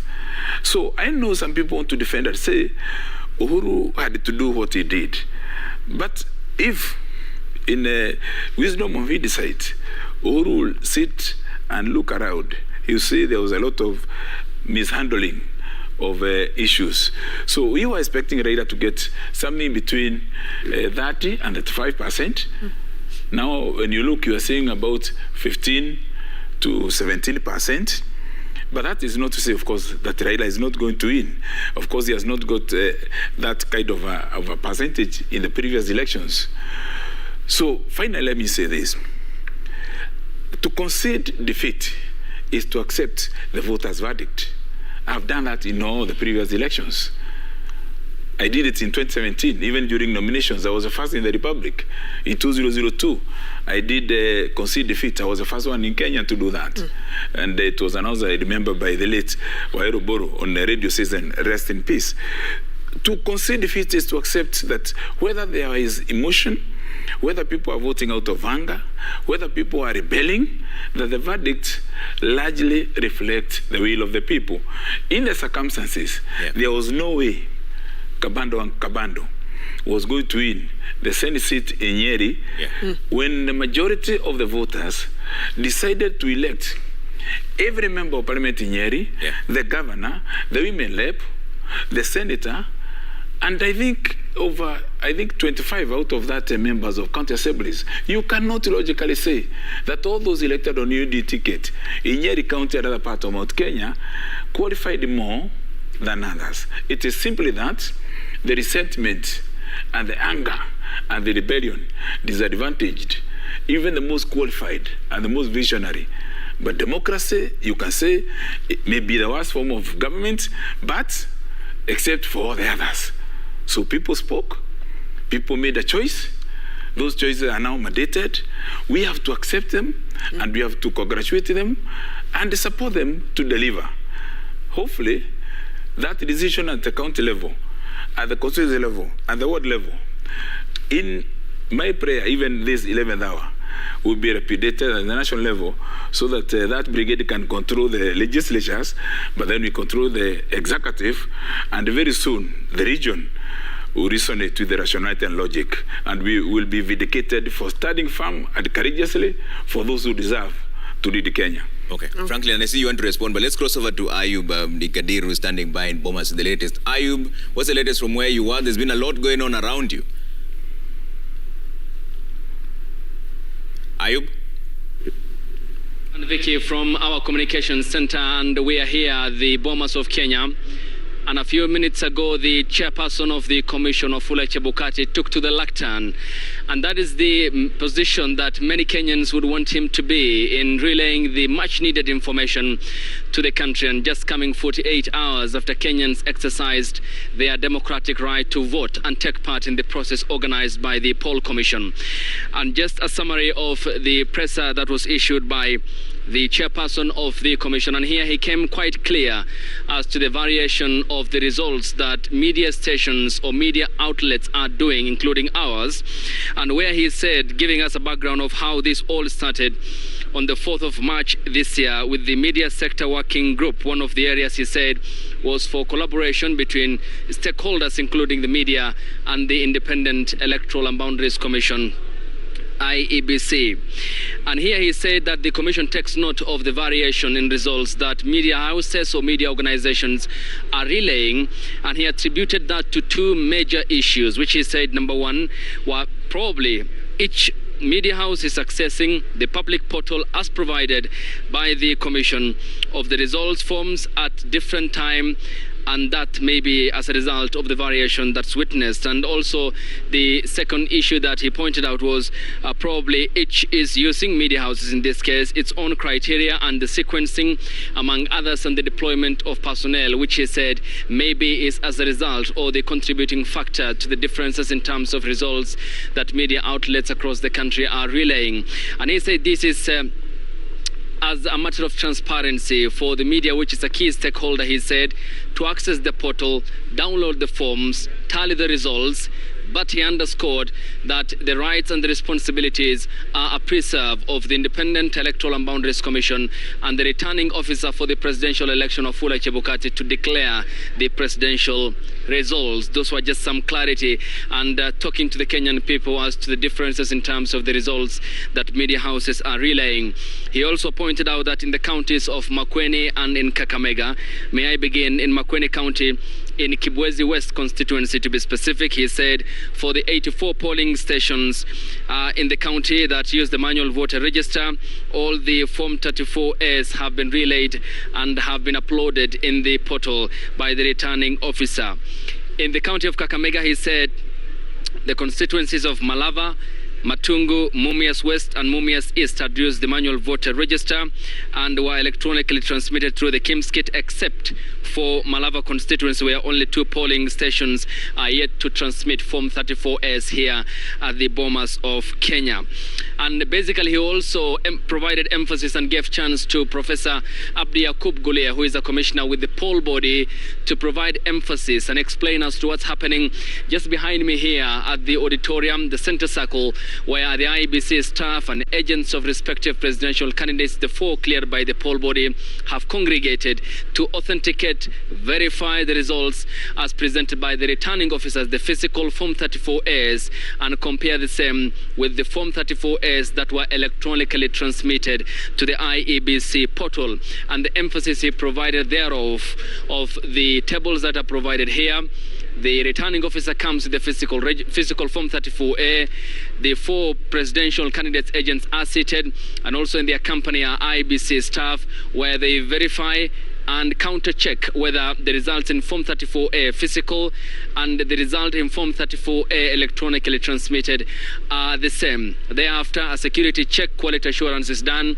The same is presented to Wafula Chebukati, the National Returning Officer for the presidential election, who will then be able to deposit all the physical Form 34As in a safe just behind where they are seated. That is the main lectern over there where the commission will be sitting, a safe where they will be locked in, and the commission will be in possession of the Form 34As. And that's majorly what the statement had communicated here at the Bomas of Kenya, and coming at a time when Kenyans are waiting events from the Bomas of Kenya with bated breath and the rapt attention they are paying to after the conclusion of the campaigns, and also the poll process which happened on Monday, except for some polling stations and constituencies across the country where security incidences have led to a delay in the opening of polling stations, and therefore the commission saying that, for example, in the case of Eldas constituency in Wajir County, voting started the following day on Wednesday, where the voters were given the rights to elect their member of parliament, and that's now concluded. And also that happened for Pokot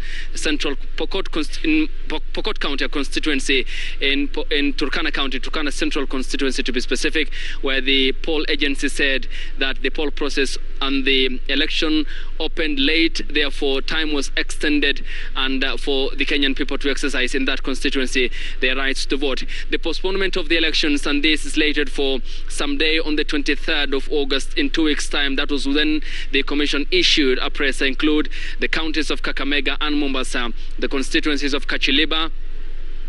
We have Kitui Rural Constituency and also Pokot South, where the commission had said the poll process has been suspended. And this is the much awaited statement that the commission always gives so timely, and there will be another one later in the afternoon, just providing clarification, specificity as to what's happening next. And just a glance at the main screen at the National Tallying Center here. So far what we have are 99.87% of all the 46,229.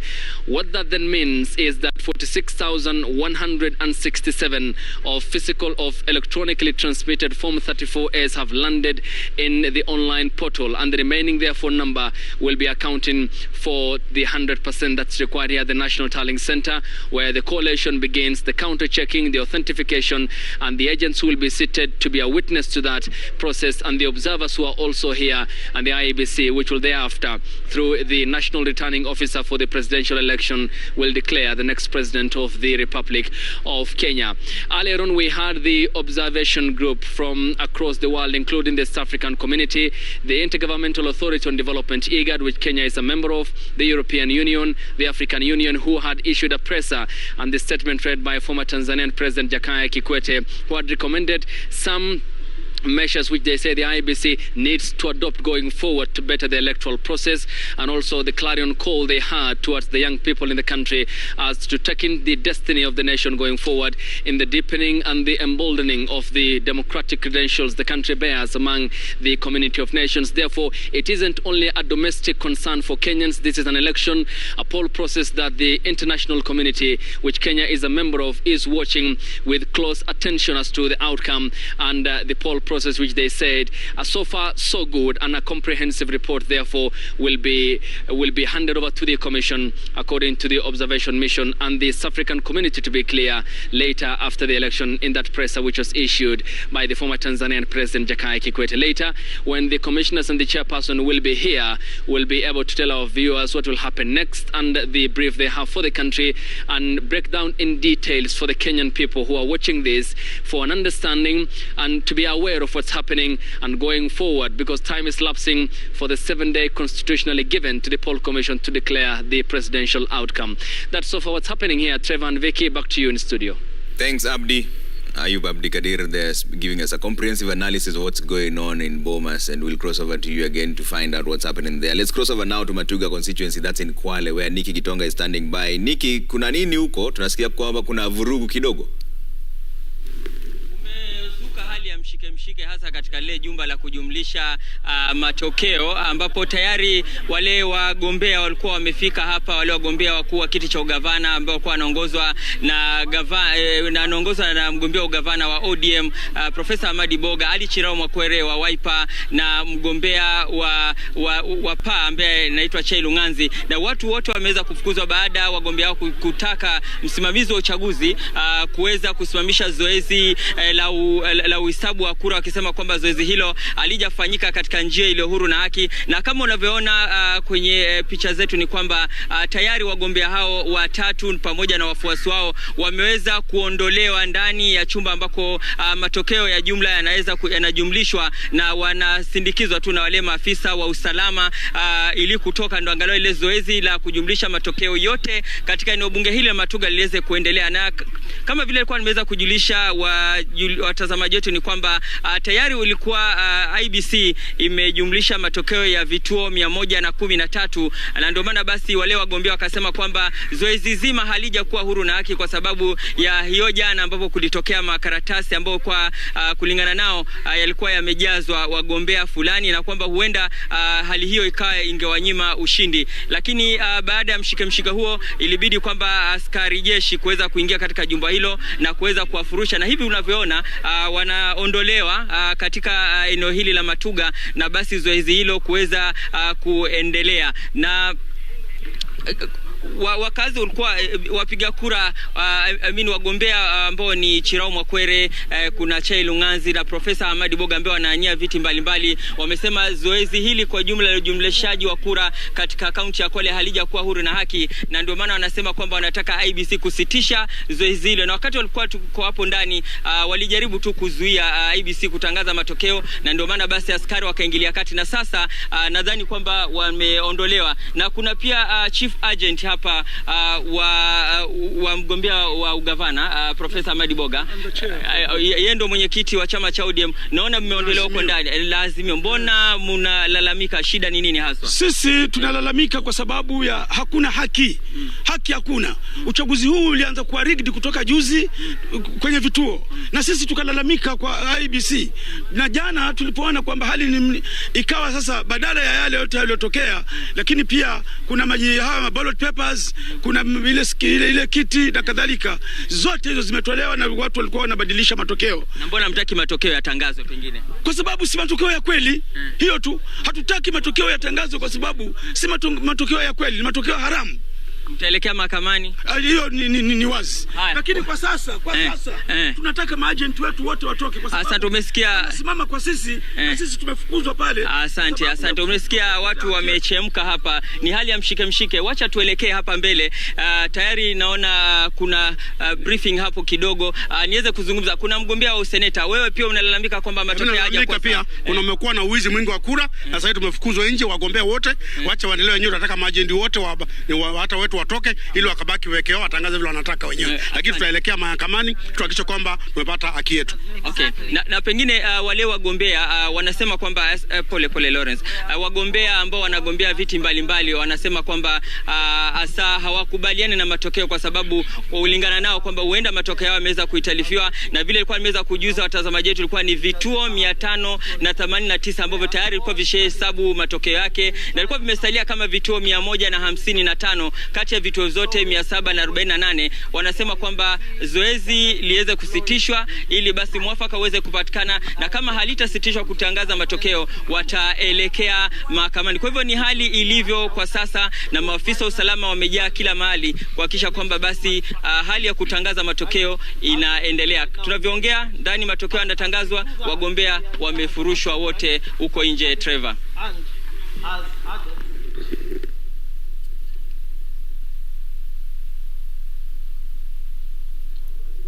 All right, those are thanks Nikki Gitonga speaking to us from Kwale. Now we've crossed over to Soy now, where there's results transmission happening right now and announcements. I think Doreen Wawire, returning officer, Soy constituency, is expected to make the announcements there anytime from now. We also have Chemtai Goin who will be giving us updates there of what's going on. Let's listen in.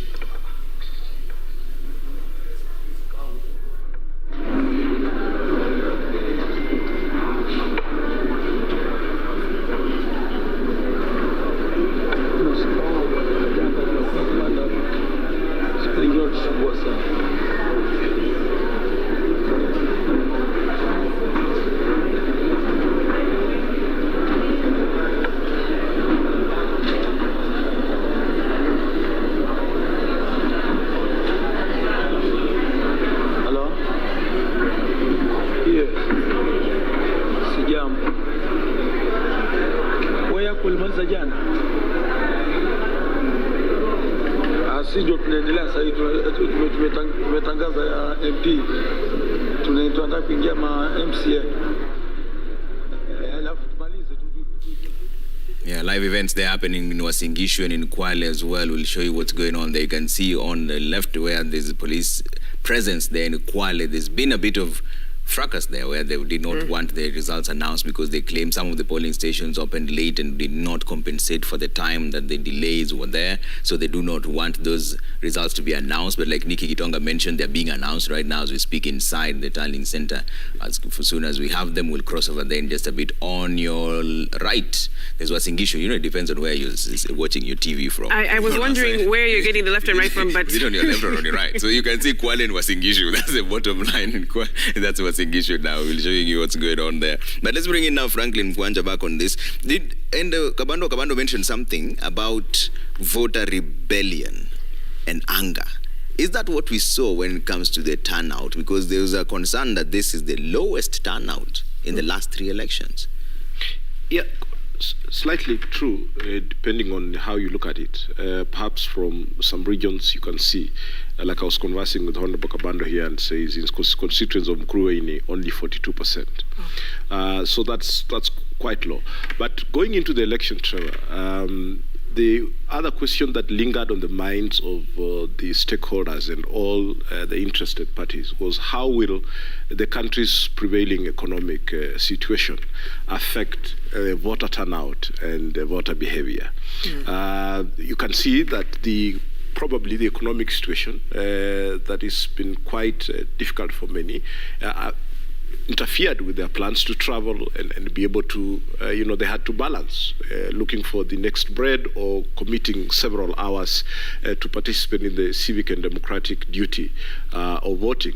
So that has been answered already. On the issue of the behavior, I think would be fair to say that what Honorable Kabando is alluding to in terms of the voter behavior is actually correct, and that may be attributed to the keenness of William Ruto's campaign, particularly in the Kikuyu Mount Kenya region, where his message of the access to the formal economy and the actions of commission or omission by his boss and blaming the handshake and the BBI, the priorities in government, he squarely put it on his boss and his friend, the brother Raila Odinga. And that seems to have resonated with the voter behavior. Looking at who are Mount Kenya voters, they are the ones who operate largely in the micro, small, and medium enterprises. And the Jubilee government policies, like borrowing on the local market, made it very difficult for them to survive in this kind of economy. And that William Ruto has not worked so hard to convince them how he will bring the country out of the doldrums, but has managed to tell them what the problem, according to him, was, and they have responded by voting. But does the other aspect of voter turnout affect him? It affects him dearly because Jubilee was largely flourishing in terms of the 2013 and 2017 elections on a voter turnout of about 85% upwards. Mount Kenya region had higher than average voter turnout. 2017 was 79, but Mount Kenya remained higher than 79 compared to the other areas that you would see were below average of the national voter. So the aspect of the current economic situation affecting voters turnout, it has, and it will affect the actual turnout, because the numbers even in Mount Kenya that would have further benefited the deputy president don't seem to be out there clearly. The voter turnout in the other areas is also affected, but you could say compared to the other regions, to the other periods of elections, that didn't come out much. We must also underscore the point that social issues, so many social issues are affected by elections. And these social issues include agriculture, which again happens to be a very serious economic activity in the Mount Kenya region. You're talking about freedom of speech. You're talking about, access to quality education, healthcare, and all these others. So the ability of the voter to engage in an electoral process by voting gives a clear indication on how they want these issues resolved. And it's unfortunate that we have not had a high water turnout that we expected. But the numbers will tell us which way do we go from here. Yeah. What you're seeing on your screen now, let me just, they're now giving him the certificate. That is the SOE Member of Parliament elect. Is called David Kiplagat, former Uasin Gishu County Speaker. He will be replacing Caleb Kositany, who has successfully bid for the UDA ticket in the Uasin Gishu gubernatorial race. He's just being presented with the certificate there. Once again, that is David Kiplagat. He's a SOE Member of Parliament elect, former Uasin Gishu County Speaker. That is him there holding his certificate in Uasin Gishu. He had just been declared a few moments ago. David Kiplagat there, former Uasin Gishu County Speaker. He will now be replacing Caleb Kositany, who unsuccessfully bid for the UDA ticket in Uasin Gishu gubernatorial race. Okay, and moments ago we also showed Jubilee Party's Irene Njoki, who is now the Bahati constituency MP elect. She garnered over 34,000 votes, trouncing Kimani Ngunjiri, who garnered 26,809 votes. So that was moments ago. Irene Njoki, now Bahati constituency MP elect. Yeah, we can listen in a bit to Uasin Gishu, where the action is happening. He's just received his certificate there.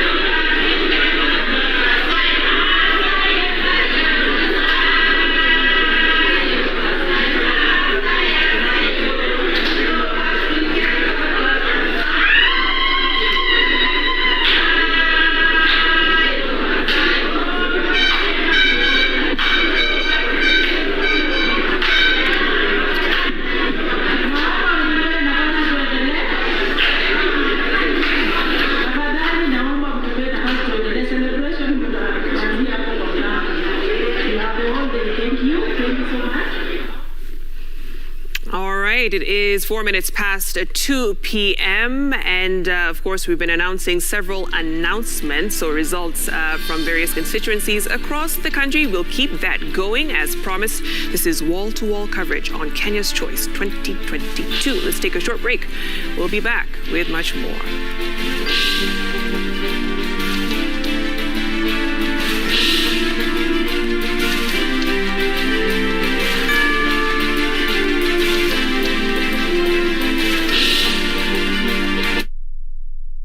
Shabiki.com is all about jackpots, live games, casino, virtual games, weekly promotions, bet builder, bet share, and 24/7 customer service.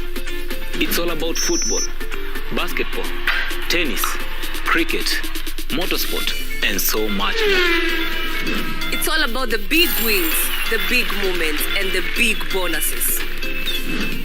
Shabiki.com is all about you, the fun. Kuwa Shabiki. Play now. Strictly not for persons under the age of 18. Betting can be addictive. Shabiki.com is authorized and regulated by the BCLB. License number 416.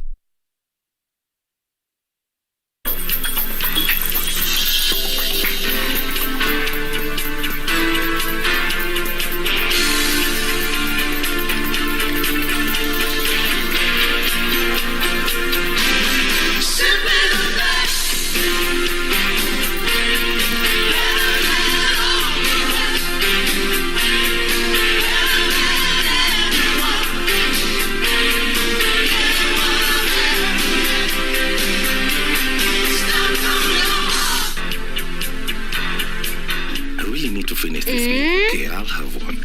Aha! First you twist it, and then you lick it, and then you dunk it, and then you eat it.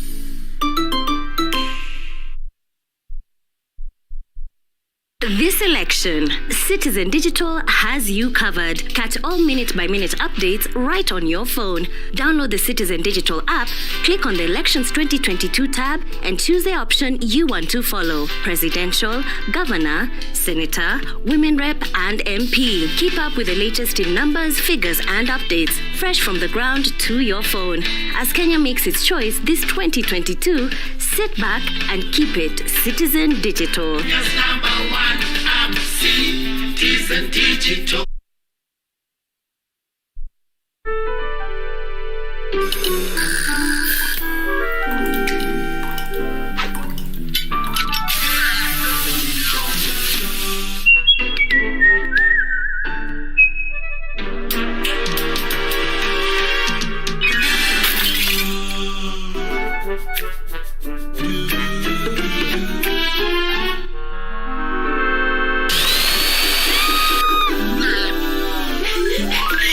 Can't do everything. No one's perfect. But guess what? Thanks to me, you can now check account balances, apply for instant loans, make payments directly to PayBill and till numbers, buy airtime, send money to mobile and bank accounts, and pay your bills. Download the upgraded M-Corp Cash today and try it out.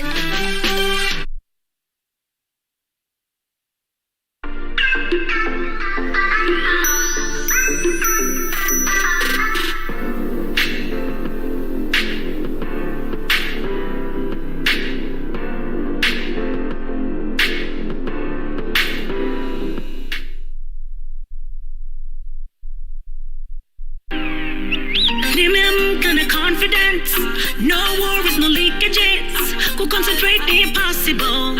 Everything is doable. Yeah, so fit, so right. So fit, so right. So fit, so right. Soft care, so fit, so right. Soft Care Petal Care has a floating design that perfectly fits. It reduces 70% friction on skin, absorbs fully, and blocks leakages from both sides. Soft care, yeah. Major, imagine nimegeti ile loan ya Timiza. What? Ala, uko na fresh juice. Kumbuka, kura yako ni muhimu katika uteuzi wa viongozi bora. La la la. The money on the train. You're my light. I'm your shadow. Doffy Strong enzymatic particles remove stains easily. Microcapsule fragrance goes into fibers and give you lasting freshness for the whole day.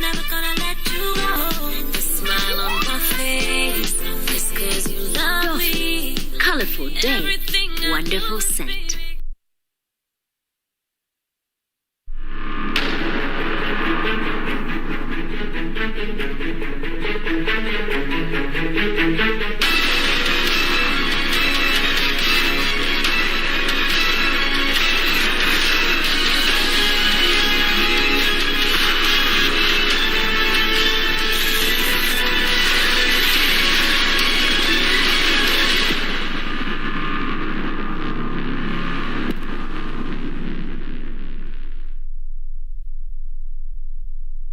Dare for fast relief from pounding, throbbing headache? Take Cipladon. The fizz works to relieve pain faster. Available at Chandarana supermarkets and a pharmacy near you.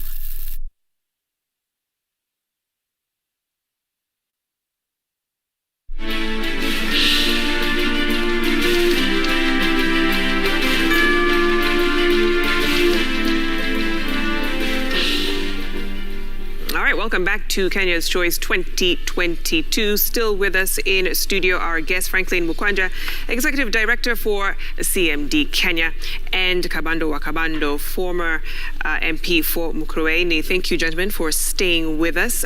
Just to pick up on where we left off in the conversation, the rebellion in the Mount Kenya region, and kind of looking at some of the factors that contributed to that. Mhesh, what can you tell us that drove Mount Kenya region to that level? I'd like us to look at the comparison between Nairobi and central Kenya. Yeah. You see, look at Kiambu is a bedroom of Nairobi, so is a part of Murang'a through Keno. You see a distinction. The outcomes are a little different. In Nairobi, you find Jubilee has won a number of seats, and Nairobi is like out of 17 constituencies. Yeah. As per the latest report, awaiting final authentication by ABC, about 14, if not exactly 14, are taken by Azimio. Nairobi has a very significant Gema population. In fact, a number of constituencies, you find Gema people of Gema origin constitute 70% and above. Now, compare that with the areas in Murang'a, Nyeri, in Nyandarua. There's the factor of elite. A lot of elite, people with a good education, males of 40 years and above from our region, people who are economically stable, or they are in middle class or just about, largely sympathetic to Azimio and very excited about a Martha Karua deputy position under Raila Odinga. Yeah. So Nairobi votes to endorse Azimio candidate. But when you go to Nyandarua, from governor to MCA, you come to Nyeri, from MCA to governor, you and other areas, the same Embu. That speaks about the manipulation that may have happened with the narrative of Hustler dynasty. In every village that I went, and so were visits by other candidates, because we always compare notes, met, and even through other reports. The narrative of Hustler versus dynasty was interpreted in my region as the Kenyattas against the commoners. Then there was a campaign of hate from the movers within our rivals in Kenya Kwanza. Say UDA, in our region it was not Kenya Kwanza, it was UDA, specifically targeting Raila Odinga as a candidate. Even repeating the mistakes we made in 2013, 2007, and even 2017, calling some candidates, even gubernatorial and senatorial, and even members of parliament were calling Raila not only the Kitadawili tag that was given by his rival Ruto, but even Kimundu. So that campaign of hate, the campaign of saying we must break away from dynasties, was very heavy in the region. People asking after I converse with people, and the Nyeri people, wherever I went, can be this witness that we had conversations. My meetings have always been, I speak to them, then they speak, they ask questions and comments. The question of how are you how are you going to break from domination by families? And by families, they meant the Kenyattas, the Odingas, the Mois. Was a pertinent question. I'm speaking about this on national TV because I'm very confident that it is authenticated by the conversation that we had at the grassroots. So that affected a lot of, it raised emotions. So they said, this is likely to be a government that will be a perpetuation of the incumbent government. And our rivals were showing like they are breaking away. They are not part of the government. Now, let me touch this raw nerve. You don't help this narrative. Someone who is perceived to belong to one of the richest families in Kenya as number one for Senate. Then number two, you nominate another person who comes from one of the largest, if not the richest family in Kenya.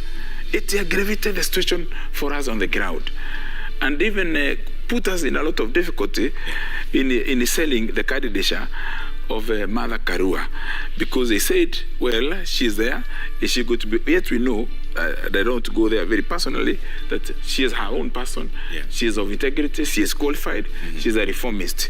The second issue that affected this campaign in our small levels in the villages, and even affected the presidential percentage. As I said, we in Azimio expected Raila to get between 30 and that 5% at a very minimum. Yeah. And now it's coming below 20%. Is the organization of the Azimio presidential campaign. Can I tell you that not a single day did the Azimio presidential campaign go to rural Kenya? And I know that that was a report that they had received early. So if you count Mukurweini, they only visited the tarmac headquarters. In Karatina, the same. Only about 2 kilometers inside, but still on the tarmac. Then in terms of the machinery, the structure, and it is not because people did not submit proposals or generate ideas that could make it a little better. So these UDA guys had a free field to inject toxins, poison, among the people's minds. And although the trade was showing like we are recovering and we are stable and we are in a good position, that became a difficult scenario. Finally, let me say this. And I should explain that of the nomination that I said. You see, Jubilee is a signatory to the Azimio. And ODM, they are the main. Then NARC Kenya withdraws in favor of Jubilee its own candidates in Tharaka Nithi, in Embu, in Kirinyaga, and then in Laikipia. So the message that is sent is that NARC Kenya is not in a premier contest. And then when you double that with the listing of nominees, and let me insist on this, because I think it should get down. And for us who are in leadership, whether elected or not elected, should understand this. That when it seems that certain families are reluctant to see the ground, to individuals who have credentials, women who are very qualified, scholars who have participated in reforming the structure of governance in Kenya, and you go and pull somebody from a homestead, you put that person number 1 on top there, and that person is not even campaigning in her own village. You go pull a second one, you put that person number 2 or number 3 in the nominations. It comes crashing down the point that really this election is not about us. Now, it gives UDA the opportunity to perpetrate a deception that we are here, we are the hustlers, and we want to get down with it. Now, that emotion will have an impact in terms of the quality of leadership. And I'm saying everybody was elected, they deserve, and they even deserve our own support and goodwill for them to serve, because once you're elected democratically. But I think we need to interrogate the status of Kenya's democracy, particularly in my region, Mount Kenya. People, I'm wishing them all the best, but I know there will be questions and there will be cries. Because emotion quotient inaitwa EQ can never dominate IQ, intelligence quotient. Now, finally, let me say that in terms of what IBC has done, you know, we give it a pass because we are comparing 2017 and 2022. Do you know that by 11 a.m. on Tuesday, almost half of our agents, not Kabando, even other candidates for governor, for women, and for Senate, the county and women rep at the county level, had not been allowed to go in the stations? Those are very basic issues. You have the oath of secrecy. You have a letter signed by your party. Secretary General has given a certified letter on a letterhead and a true copy. And then those agents were not allowed to go in. It means that there may have been manco business, but it was not too big to affect the final outcome. Okay, hold that thought, Honorable. We need to cross over now to Nyaribari Chache, where Crispin Otieno is standing by with the latest there. Crispin, some results to be announced yet? Yeah, Vicky, already we've started to receive results from various constituencies. Where we are right now, we are at Nyaribari Chache main tallying center, and as you can see, it's a beehive activity behind me. According to the returning officer in charge of this tallying center, Mark Manko, he's telling us that they are at 80% in terms of collation and tabulation of the results. However, we've already received results from Bonchari constituency, which had a total number of registered voters at 64,630. Charles Onchoke emerged winner in Bonchari. Onchoke is from a UPA. He garnered 13,854 votes. And then Onkendi Jonah came second. Onkendi Jonah is from ODM, garnered 10,661. And Opore Zebedeo came third from Jubilee, garnering 9,777. We also already, we've received the results from Kitutu Chache South. In Kitutu Chache South, Anthony Kibagendi of ODM garnered which recorded total number of those registered as voters 66,908.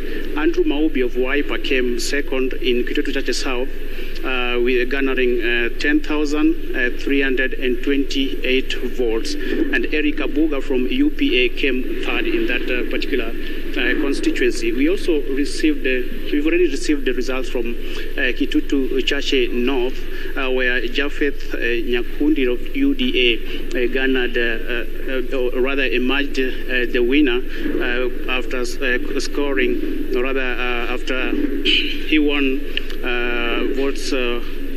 This is 11,834. Flooring the outgoing MP Jimmy Nur Angwenyi, who is also the longest serving MP in the country. Jimmy got 8,260 votes. Jimmy is from a Jubilee Party. And Geoffrey Asanyo from ODM came third after scoring 5,609 votes. Remember, these are just results we've already received from the three constituencies within Kisii County that have already been declared by the IEBC official. Remember, Kisii County has a total of 9 constituencies, and we're still yet to receive the results from Bomachoge, top of South Mugirango, and as well as Bomachoge Burabu. So in our subsequent update, we shall let you know how the candidates faring in those constituencies, as well as the 4 constituencies in Nyamira County. So we shall keep you updated on how the results are streaming in from Kisii County as well as in Nyamira County. Victoria.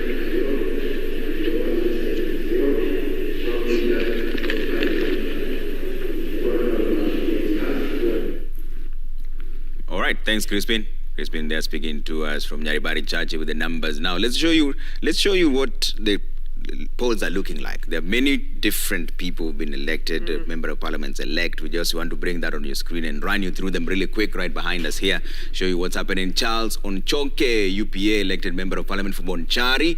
Let's give you that quickly. We're hoping to get through all the 290 really fast if we can. In Rongo, Paul Abuor with ODM has been elected member of parliament there. The 200, Lego Songa, Samuel Atandi of ODM elected MP. Is an incumbent also. Embakasi Central, Benjamin Gadhiru, UDA, elected member of parliament. Taveta John Bwire Wiper has been elected. All right, Bomet Central, we have Richard Kilel on a UDA ticket. Ugenya, that is David Ochieng on MDG ticket. Kasarani Ronald Kararu, who is running as an independent, took that seat.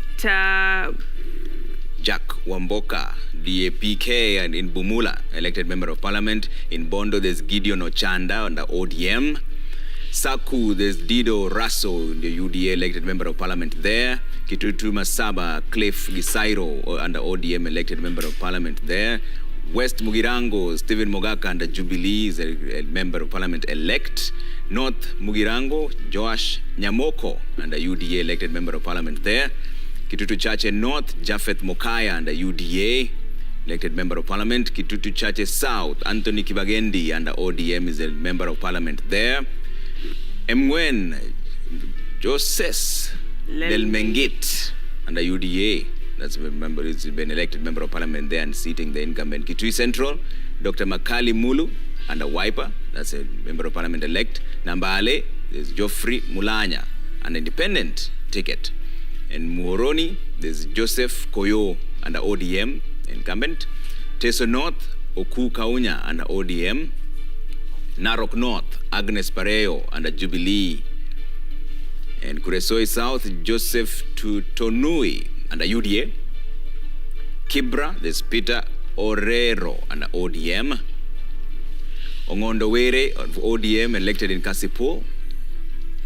In Dadaab, there's Farah Malim under WDM, former Deputy Speaker, the National Assembly. Kuresoi North, Alfred Mutai under UDA has been elected there.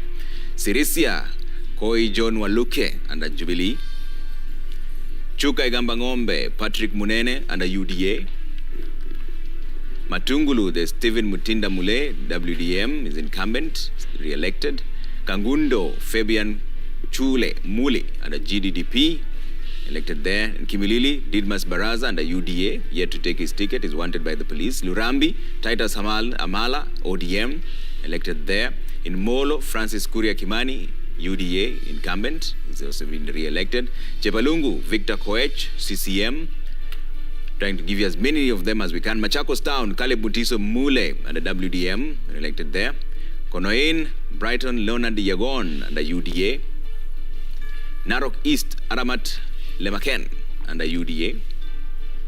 And Suba South, Karoli Omondi under ODM.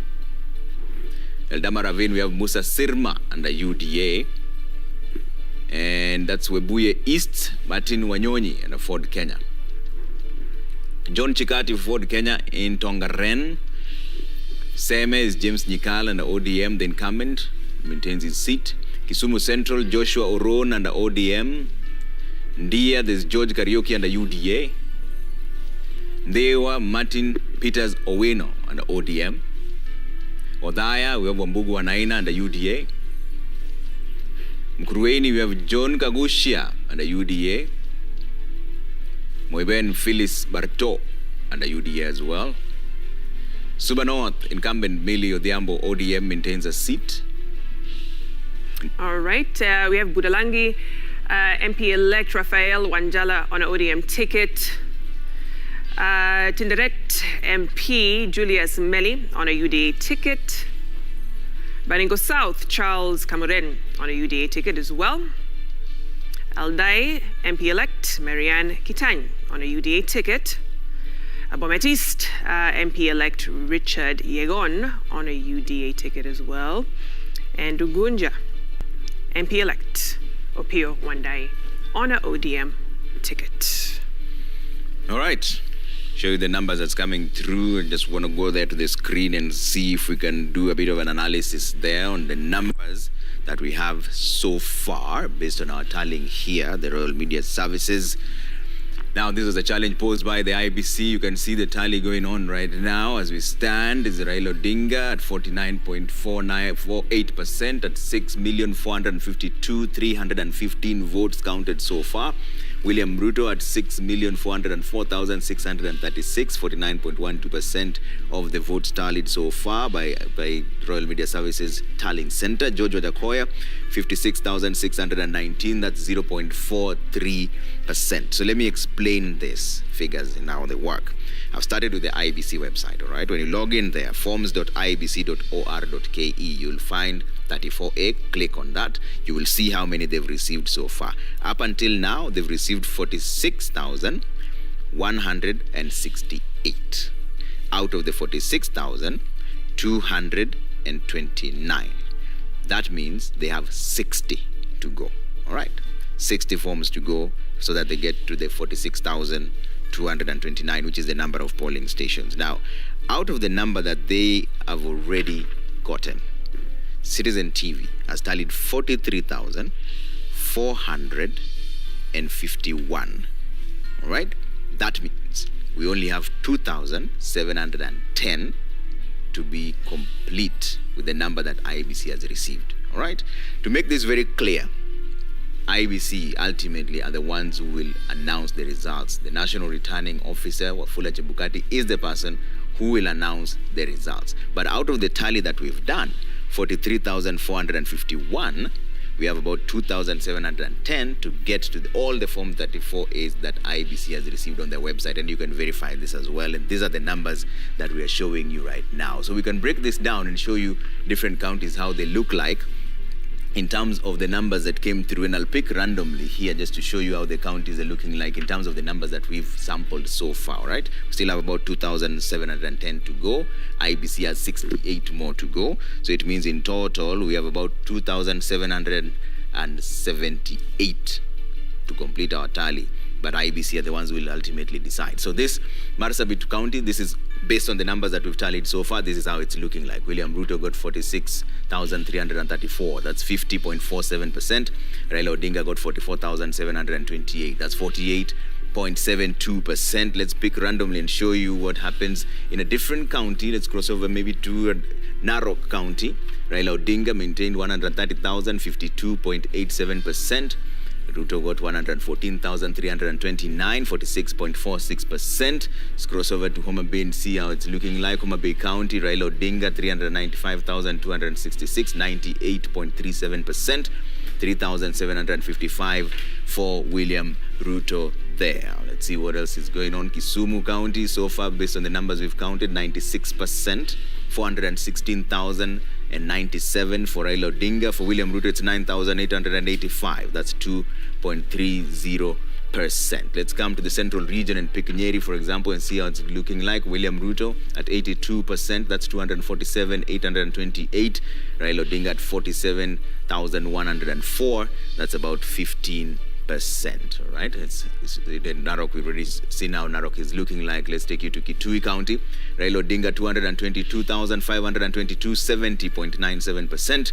William Ruto 84,499. This is a very tedious process. I'm just giving you random numbers and how they look like. This is what we've counted so far as we speak. We have just a few more to go. Like I mentioned, showing you 43,445. This is the number that we've counted so far as Citizen TV. This is the total number of polling stations that we know exist in the entire country. IEBC has only received 46,168, meaning they still have about 68 of them to go on the portal. This is something you can verify as well. It is a very tedious and long process, but we have a state-of-the-art tallying center with men and women, young men and women, who are crunching the numbers for you as we speak right now. And now let's take a small break. When you come back, Kenya's Choice 2022 continues with our wall-to-wall coverage. We'll find out from our people on the ground where the announcements have been made. We're trying to also bring you all the 290 constituencies, the members of parliament elect. As soon as they're announced, you will know. All right? Don't go too far.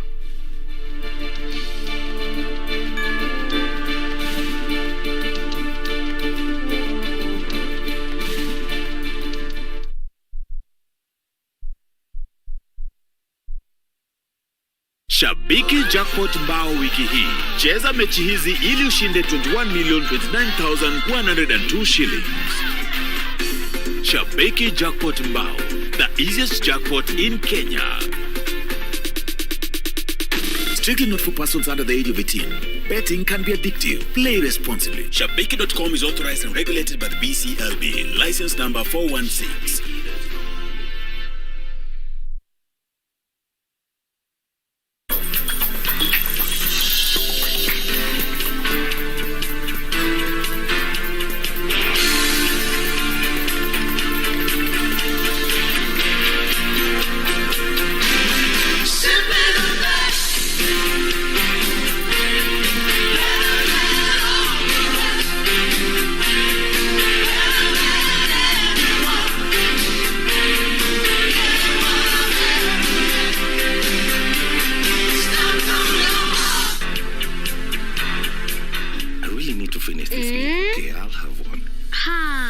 You twist it, and then you lick it, and then you dunk it, and then you eat it.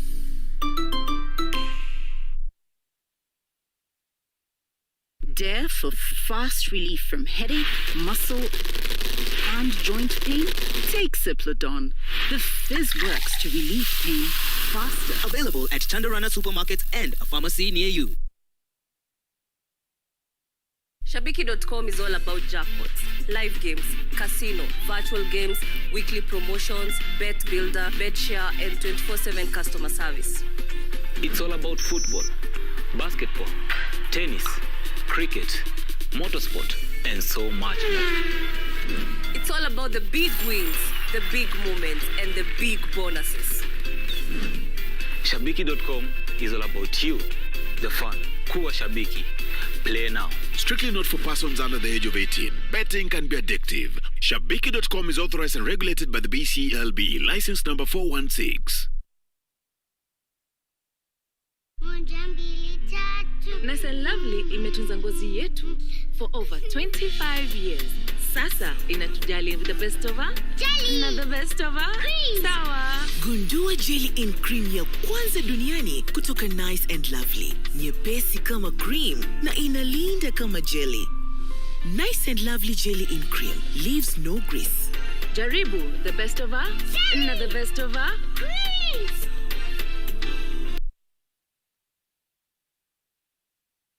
Nyosha shilingi zaidi na zaidi. Sasa unapata ofa juu ya ofa ya kuwa 100% data bonus leo. Alafu piga star 544 hash au tembelea My Safaricom app kununua bundle na kupata target yako. Safaricom is for you.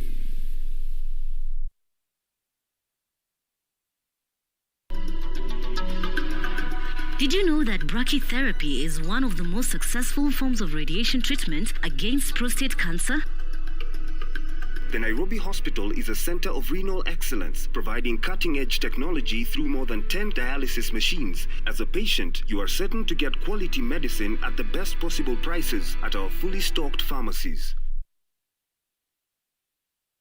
Shabiki.com is all about jackpots, live games, casino, virtual games, weekly promotions, bet builder, bet share, and 24/7 customer service. It's all about football, basketball, tennis, cricket, motorsport, and so much more.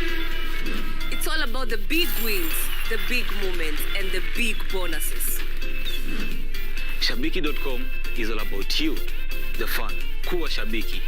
Play now. Strictly not for persons under the age of 18. Betting can be addictive. Shabiki.com is authorized and regulated by the BCLB. License number 416.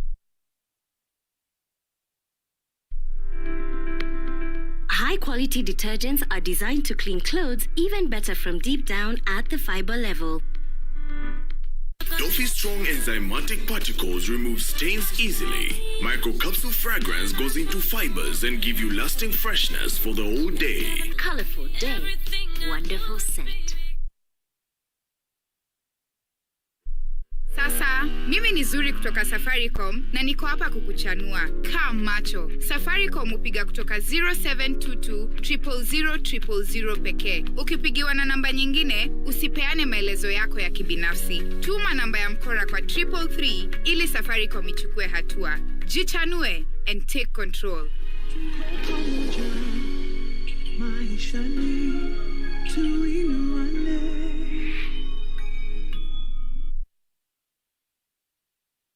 This election, Citizen Digital has you covered. Catch all minute-by-minute updates right on your phone. Download the Citizen Digital app, click on the Elections 2022 tab, and choose the option you want to follow. Presidential, Governor, Senator, Women Rep, and MP. Keep up with the latest in numbers, figures, and updates, fresh from the ground to your phone. As Kenya makes its choice this 2022, sit back and keep it Citizen Digital. Citizen Digital. Dare for fast relief from headache, muscle, and joint pain? Take Cipladon. The fizz works to relieve pain faster. Available at Chandarana supermarkets and a pharmacy near you. Nyosha shilingi zaidi na zaidi. Sasa unapata ofa juu ya ofa ya kuwa 100% data bonus leo. Alafu piga star 544 hash au tembelea My Safaricom app kununua bundle na kupata target yako. Safaricom is for you.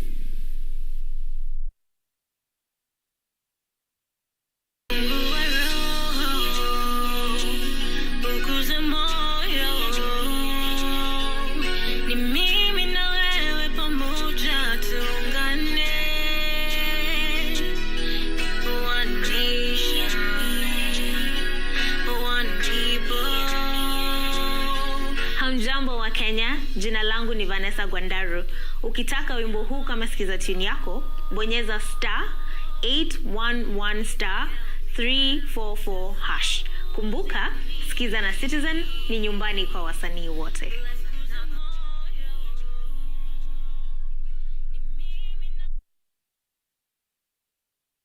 Follow the 2022 general election live on Viusasa. Get instant results on the go and on any device. Whether it's the president, governor, senator, or any other race, be the first to know. Simply go to Viusasa and tap Elections 2022 tab.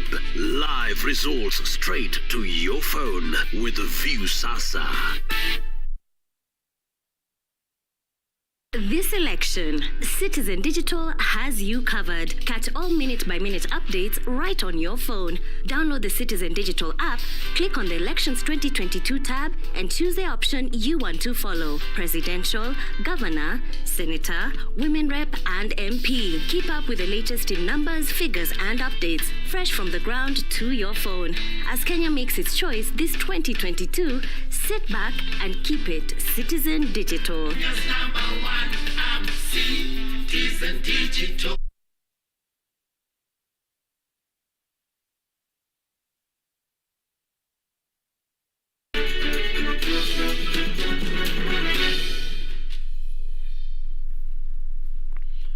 All right, thank you for staying with Citizen TV's Kenya's Choice 2022. Right? Crossing over now to the coast. Yes, Kisauni constituency with Francis Mtalaki giving us the latest there. We believe some results are being released now.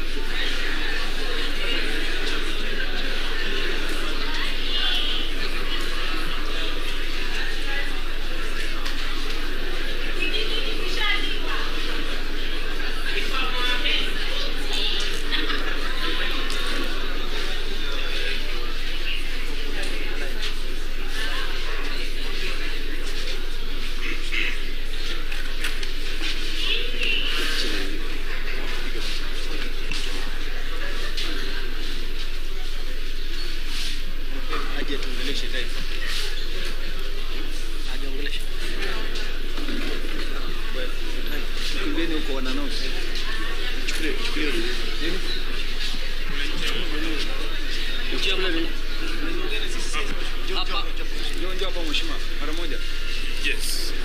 Habari zenu. Habari zenu. Mimi leo ni furaha kubwa sana. Niko hapa leo ni siku kubwa. Leo ni siku kubwa kwa watu wa Kisauni. Wamezungumza, wametoa sauti na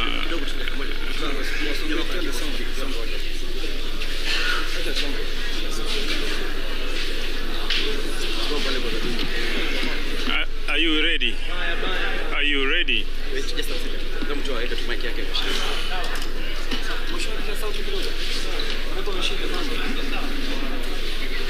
Leo ni siku kubwa sana kwa watu wa Kisauni, wametoa sauti yao na wamenipa mimi uaminifu wa kuwa mtumishi wao.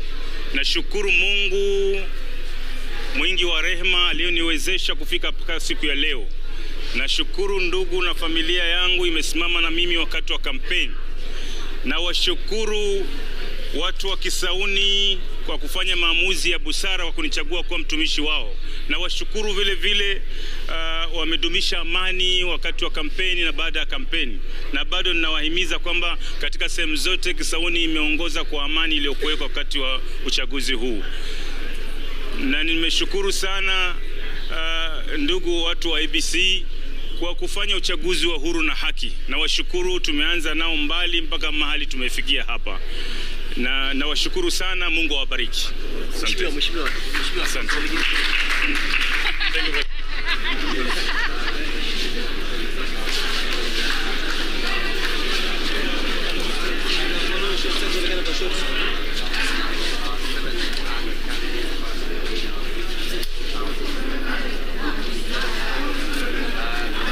Rashid Benzema there in Kisauni, just thanking the people there, having, I believe, elected him there. Let's cross over now to the Bomas of Kenya and show you what's happening there. As we speak, there's still the sampling of the Form 34As that have come through. They're still verifying that. So what happens at the National Tallying Center is that in Bomas of Kenya, there is a presiding presidential returning officer receiving the Form 34B from the constituency returning officers. Results from the constituencies are not displayed until the presidential returning officer confirms it there. It is from the valid polling stations. It has been sent using the registered SIM card. The IEBC chairperson Wafula Chebukati confirms the results received before announcing and declaring the winner. But right now, as we speak, the agents are there verifying the forms that the returning officers have come with from the different counties and different constituencies there, and counter-checking whether what they have there is the final figure that was announced at the ground. It also matches what was uploaded on their portal. On the portal there right now as we speak, the numbers keep changing real time. Let me check and tell you the update, because they're expecting from 46,229 polling stations across the country. Right now as we speak, they've gotten forms from 46,170. They're at 99.87%. What we know is that most of the counties are reporting 100% of the Form 34As. Baringo, for example, out of the 1,031 polling stations, they've reported 100%. All of them have already sent in their numbers. In fact, now the only ones that are remaining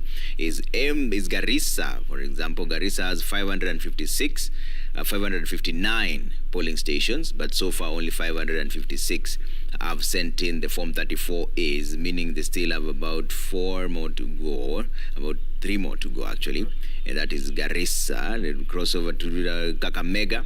Out of the 1,685 polling stations, 99.82% have already sent in their results. About 1,682 have already sent in their results. They're clocking at 99.82%. Over in Kiambu, it's 99.95% of the polling stations have already sent in their tallying. In fact, it's just one remaining. This is based on the IEBC data. 2,117 have so far sent in their results. 2,000 out of the 2,116 that are still remaining there. I'm just looking for the ones that have not sent in everything, because most of them are actually at 100%. Most are telling 100%. Lamu, for example, has sent in 189 out of the 192. So that is 98.44% of it all. Mandera is another place. They have just one more. 554 polling station is the total number. They've already sent in 543. The numbers keep changing there in real time. Marsabit also, they're still pending just one actually. Out of the 448, 447 have already sent in their Form 34As. And I think there's also another one here, Nandi. Nandi, there's still one more polling station that hasn't sent in the Form 34As. In fact, Nandi, 928 total number. 927 have so far sent in their Form 34As. Narok, 2 more remaining. 885 total number of polling stations. 883 have sent in their Form 34As. Tana River, out of 368, 366 have already sent in the Form 34As. The election really, we're testing on the numbers because that is where the final decision will be, and it will be announced by Wafula Chebukati at the National Tallying Center. In Turkana, 786 polling stations total, 785 have sent in their numbers. In Wajir, this is where there was a bit of delay in Eldas constituency there. Out of 610, 579 have sent in their results. All right. And those, of course, live pictures of the Bomas of Kenya, the National Tallying Center. We heard from the chair of the IEBC, Wafula Chebukati, some minutes past noon, giving the first status update of the day and talking the public through the mechanics of that floor that you see right now, the floor of the gymnasium, and the desks there, quite significant, 4 of them that would serve returning officers that have started trickling in with their forms 34A and B. And what will be happening there, they'll present the original results in the forms 34A and the collated constituency form 34B. And of course, that will then filter into the form 34C that will bear the final result that will be announced by the presidential returning officer, that is IEBC chair. We expect another update around 4 p.m. or so. And of course, the chair keeping a very conservative communication when it came to how long it would take. He said, again, constitutionally, we have 7 days to actually announce the results. And so to kind of remove a lot of that apprehension, said we will take our time on this, but understand what is happening in terms of the mechanics on the floor. And you can also follow the submission of the Forms 34A online on the IEBC portal as well.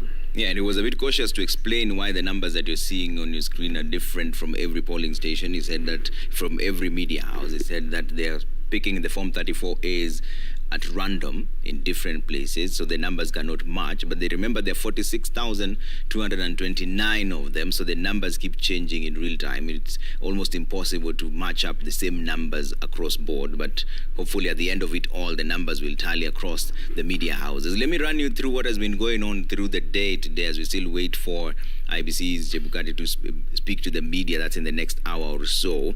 Generally, this is how the days are looking like. UDA's Aramat Lemaken retains Narok East Member of Parliament seat after garnering 13,588 votes. ODM's Alfred Kerio-Lale second with 8,702 votes.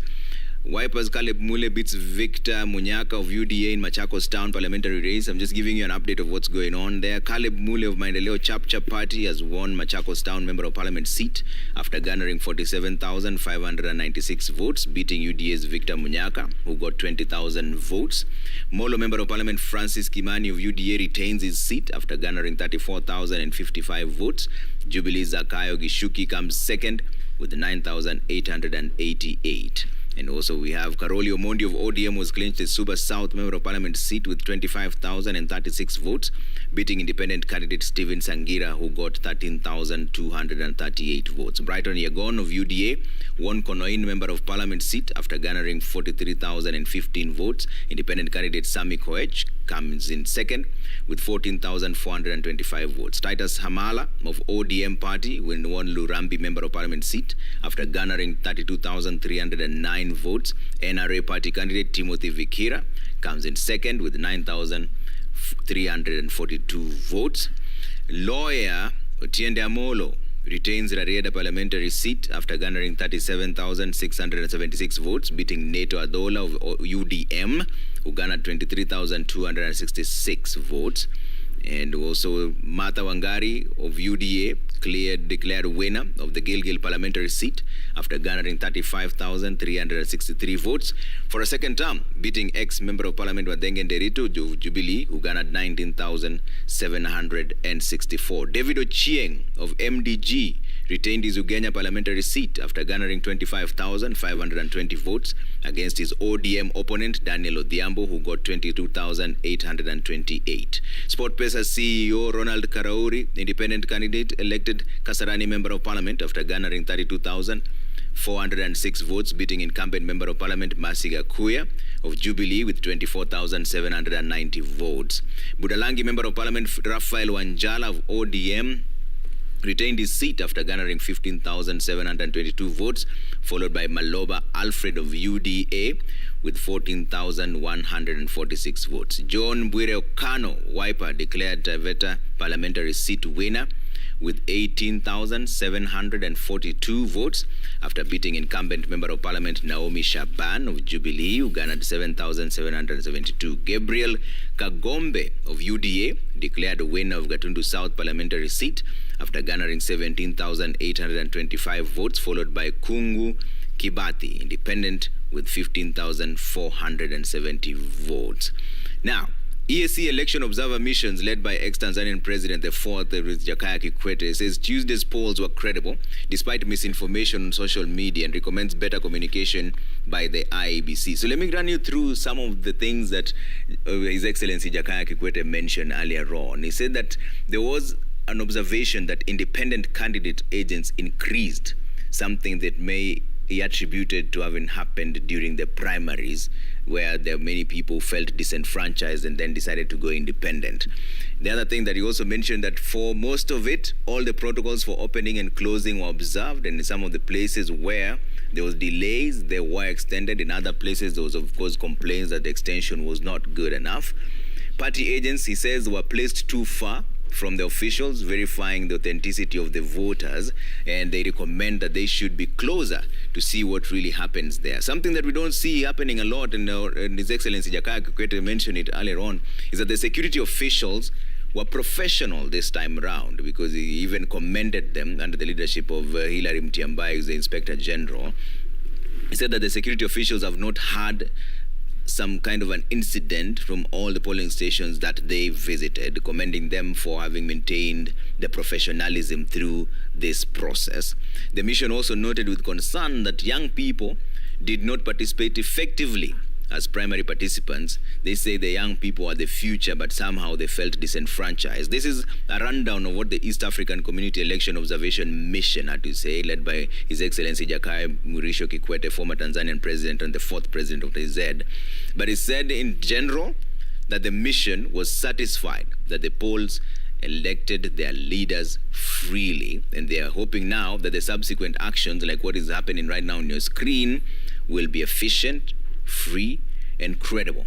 That was an update from the EAC Election Observer Mission led by ex-Tanzanian President Jakaya Kikwete, who said on the Tuesday polls were credible despite misinformation on social media, and recommended better communication by the IEBC. South Imenti Deputy Returning Officer Wamurade Samuel and Presiding Officer Boniface Mwenda, arrested over claims of electoral malpractice. Release of results have been halted. Should we cross over to Meru now? I don't believe they're ready yet, but of course, many other observation groups still in the country, EU and AU as well, will be giving their observations in the coming days. But to hear from the EAC, one of the closer bodies in regard to Kenya, so far giving a clean bill of health of how the IEBC has run the elections so far. Kenyans, of course, keeping their eyes on the media as we continue to tally the presidential results and also release the other results for various seats, ranging from MCA all the way up to the gubernatorial seats. And of course, 2 had been suspended in the gubernatorial races. That was Mombasa and Kakamega, and that had been postponed to the 23rd of this month. Let us now cross over to our very own Ayub Abdikadir, and he will be speaking to Raphael Tuju just to give us a bit of an update from there. One of the political party agents who have been camping there at the National Tallying Center to keep tabs on just how everything is being tallied, collated, and then eventually what will go into that very critical Form 34C that bears the final result for the presidential race. Again, these are live pictures from the Bomas of Kenya, the gymnasium floor where observers, political agents, media, those who are key stakeholders in observing the election have been camping. Ayub, I believe you are ready. Over to you.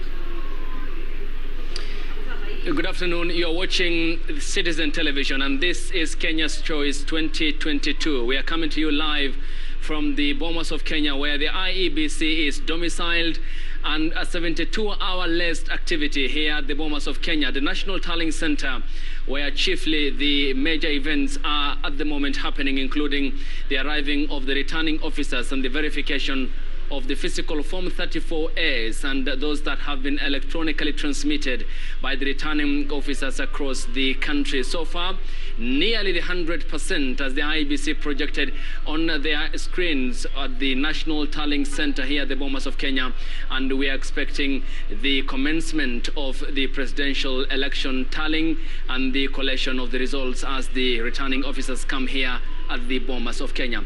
I am Ayub Abdikadir Abdi, and with me in our field studio is the Executive Director of the Azimio la Umoja One Kenya Coalition Political Party, former Rarieda Member of Parliament. Joins me here, Raphael Tuju. Thank you for your time. Good afternoon. Thank you. Much appreciated. A consequential election, and Kenyans went to the polls 72 hours ago. What's your takeaway of how Kenyans have exercised the rights accorded to them under law to delegate the sovereign power that they hold, and the cocktail outcome so far we have seen of members of parliament, senate, members of the county assemblies across the country? I think His Excellency is the genius of our country. We may have our differences, but we resolve them at the ballot box. We don't resolve them through the barrel of a gun or through tanks roaming the streets of our capitals. So I think that's something that Kenyans should be proud of. And when you mentioned that resolution of the differences, because democracy always brings about well-documented differences, we'll talk about what's at stake these elections coming against the backdrop of a pandemic, economically turbulent times for Kenyans. But given that we had prepared for this election at a time when we had well-documented fundamental differences between the two major political entities in the country, how do you think Kenya's democratic credentials ought to be safeguarded by political entities from, for example, reports that have been raised by commissions like the National Cohesion and Integration Commission and the Ministry of Interior and Coordination of National Government? I think the only thing I can urge Kenyans, I don't think what I think is important at this stage. Kenyans have voted, and the process is with the IEBC, which is the institution charged with the responsibility of ensuring that we have a credible election. And all the powers now are ceded to the IEBC to do what they have to do, which is counting the vote. And we await the final results of the presidential. And the only thing I can appeal to Kenyans and supporters of Azimio, for that matter, is to remain calm. Okay. And we have a great country, and we're going to go through this. Okay. When you mentioned the poll commission, and it's 5 years ago that the IEBC's presidential results were nullified by the Supreme Court. From your understanding, before I come to the free, fair, and the credible aspect, has the IEBC been a prepared commission heading to the elections that happened on the 9th of August this week? I think they had their challenges, like most institutions in the country. Nobody's perfect, but it's the institution we have. So we can't be in the business of tearing down our institutions and then expecting them to be dependable institutions. It's our responsibility to build these institutions, to correct them where we feel that they may not have performed well, but it's part of our society, and the challenges that IBC may be having at any given time are a reflection of the challenges that we have as a country. Okay. And when you mentioned that, then from the political camp that you do subscribe to, and here the Azimio la Umoja One Kenya Coalition Political Party, do you think the poll process entirely, at the end of it all, will be a free, fair, and a credible one from your understanding and view? I have no reason to think otherwise up to this particular moment in time. Of course, we do know that there were some shenanigans, some people tried to break into systems and all that, but I think there are enough firewalls to protect IEBC portals and the institution as a whole. So we are looking forward to a credible exercise, especially with the respect to the presidential vote. All right. An hour ago, the chairperson of the commission, Wafula Chebukati, had pointed out a very critical part of his statement today, and he talked about the disparities in terms of what all the results media houses are relaying. And I said this can be probably because of the personnel that they have deployed, as to the access of the portal, the online platform that the IEBC provided for the media. What's your clarion call to your support base? Because there seems to be uncertainty on both ends of the political divide, majorly you and the Kenya Kwanza Alliance. What's your message to your supporters owing to these differences cropping up as a result of variation or dichotomy between what media houses are transmitting? Variations are inevitable when different media houses are reporting, because they receive different information at different times. And that's why there is the IEBC, so that what comes out of the IEBC is the official and is a final situation. But even that, given the country that we have and the system that we have, can be challenged at the Supreme Court. So it is a process. Of course, this is a little bit new for Kenyans. I mean, if you look at the United States, it is the media stations which actually call who has won. And, the electoral bodies normally catch up with them 2-3 days later. But, the media in those countries tend to have fairly accurate position, and if they project what is likely to happen, they're usually fairly accurate. A few, challenges are there, but on the whole, even the infamous Fox News called the election for Biden, yet it was a media house which was known to be more on Trump's side. So really, it's a learning experience for the whole country. Things will get better as the media also become more sophisticated, more technology, more trained personnel. So media performance may be a little bit challenged at this particular time, but I'm sure 5 years, what the media is doing today is better than what they did 5 years ago, and is better than what they did 10 years ago.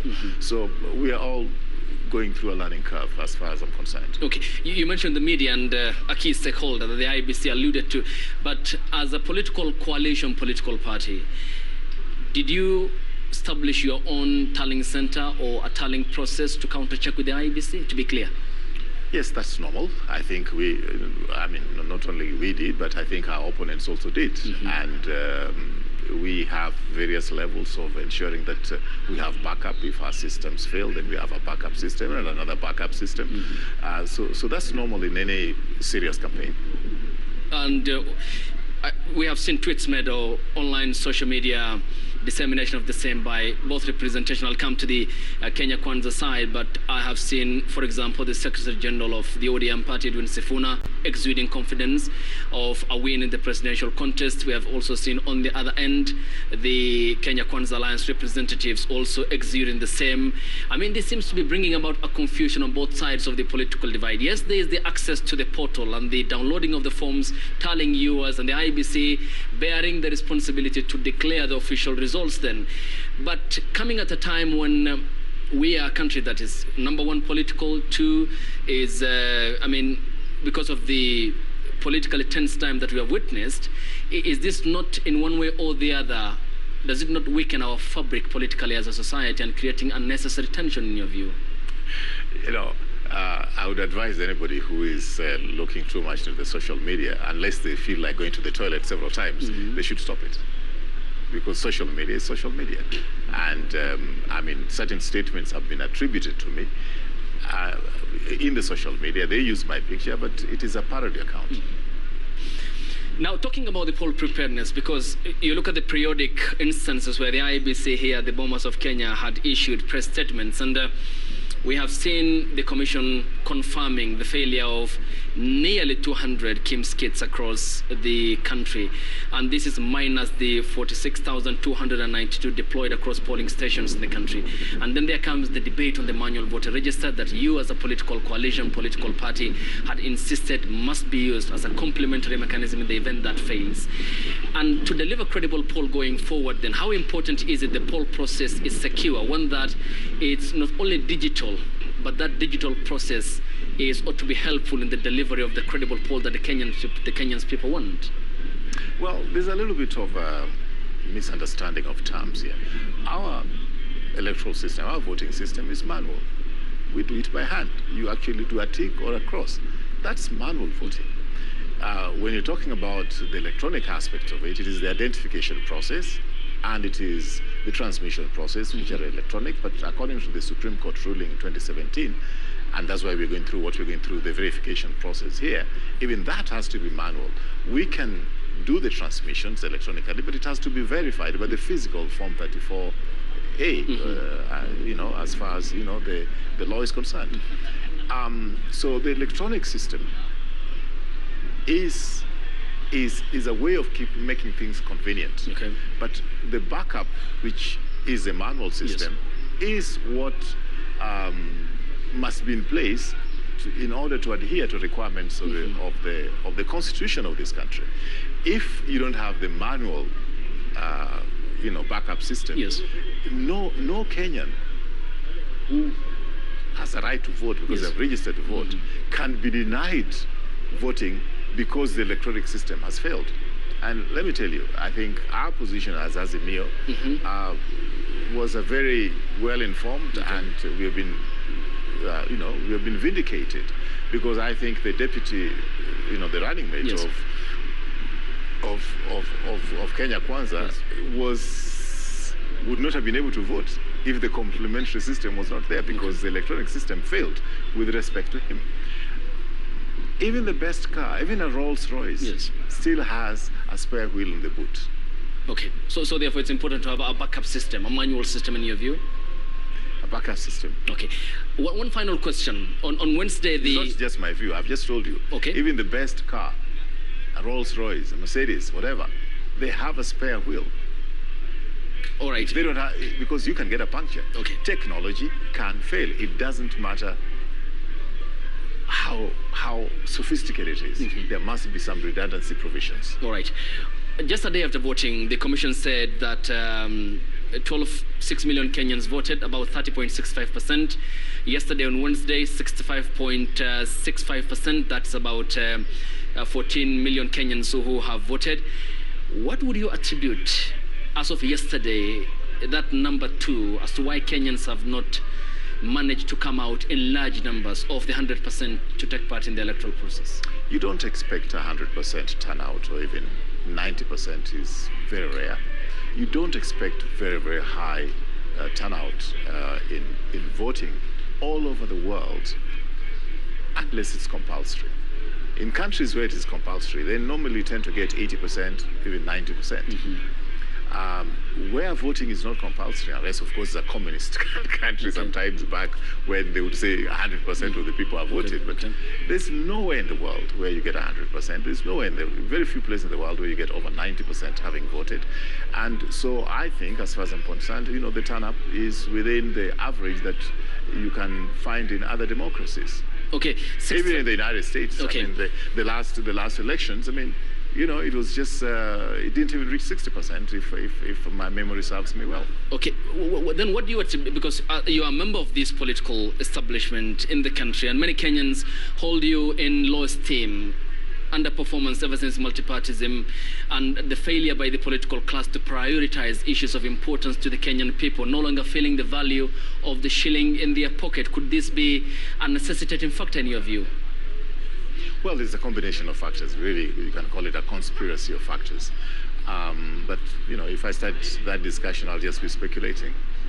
I think we need some analysis. We need to find out, you know, what could be wrong. But, you know, it's not something that I've been very concerned about. I think what I'm concerned about right now is to check to ensure that the counting of votes is proceeding well. And the counting of vote does give birth to a president, a member of county assembly, an MP, a woman MP, and you have a governor, all who hold the sovereign power of the Kenyan people, that they are delegated, that the source point is the Kenyan people. Still, then it comes back to prioritizing the needs of the people, Honorable Raphael Tuju. And you understand this as a political member who has been within the establishment for some time now. And going forward, how can we then better our political system, and in a sense that we have a batch or a crop of leadership that is hell-bent on bettering the lives of Kenyans economically, socially, and politically? Well, I don't think I want to score any debating points at this particular moment in time. There's really no benefit to that discussion as I'm concerned. I mean, the campaign time is over.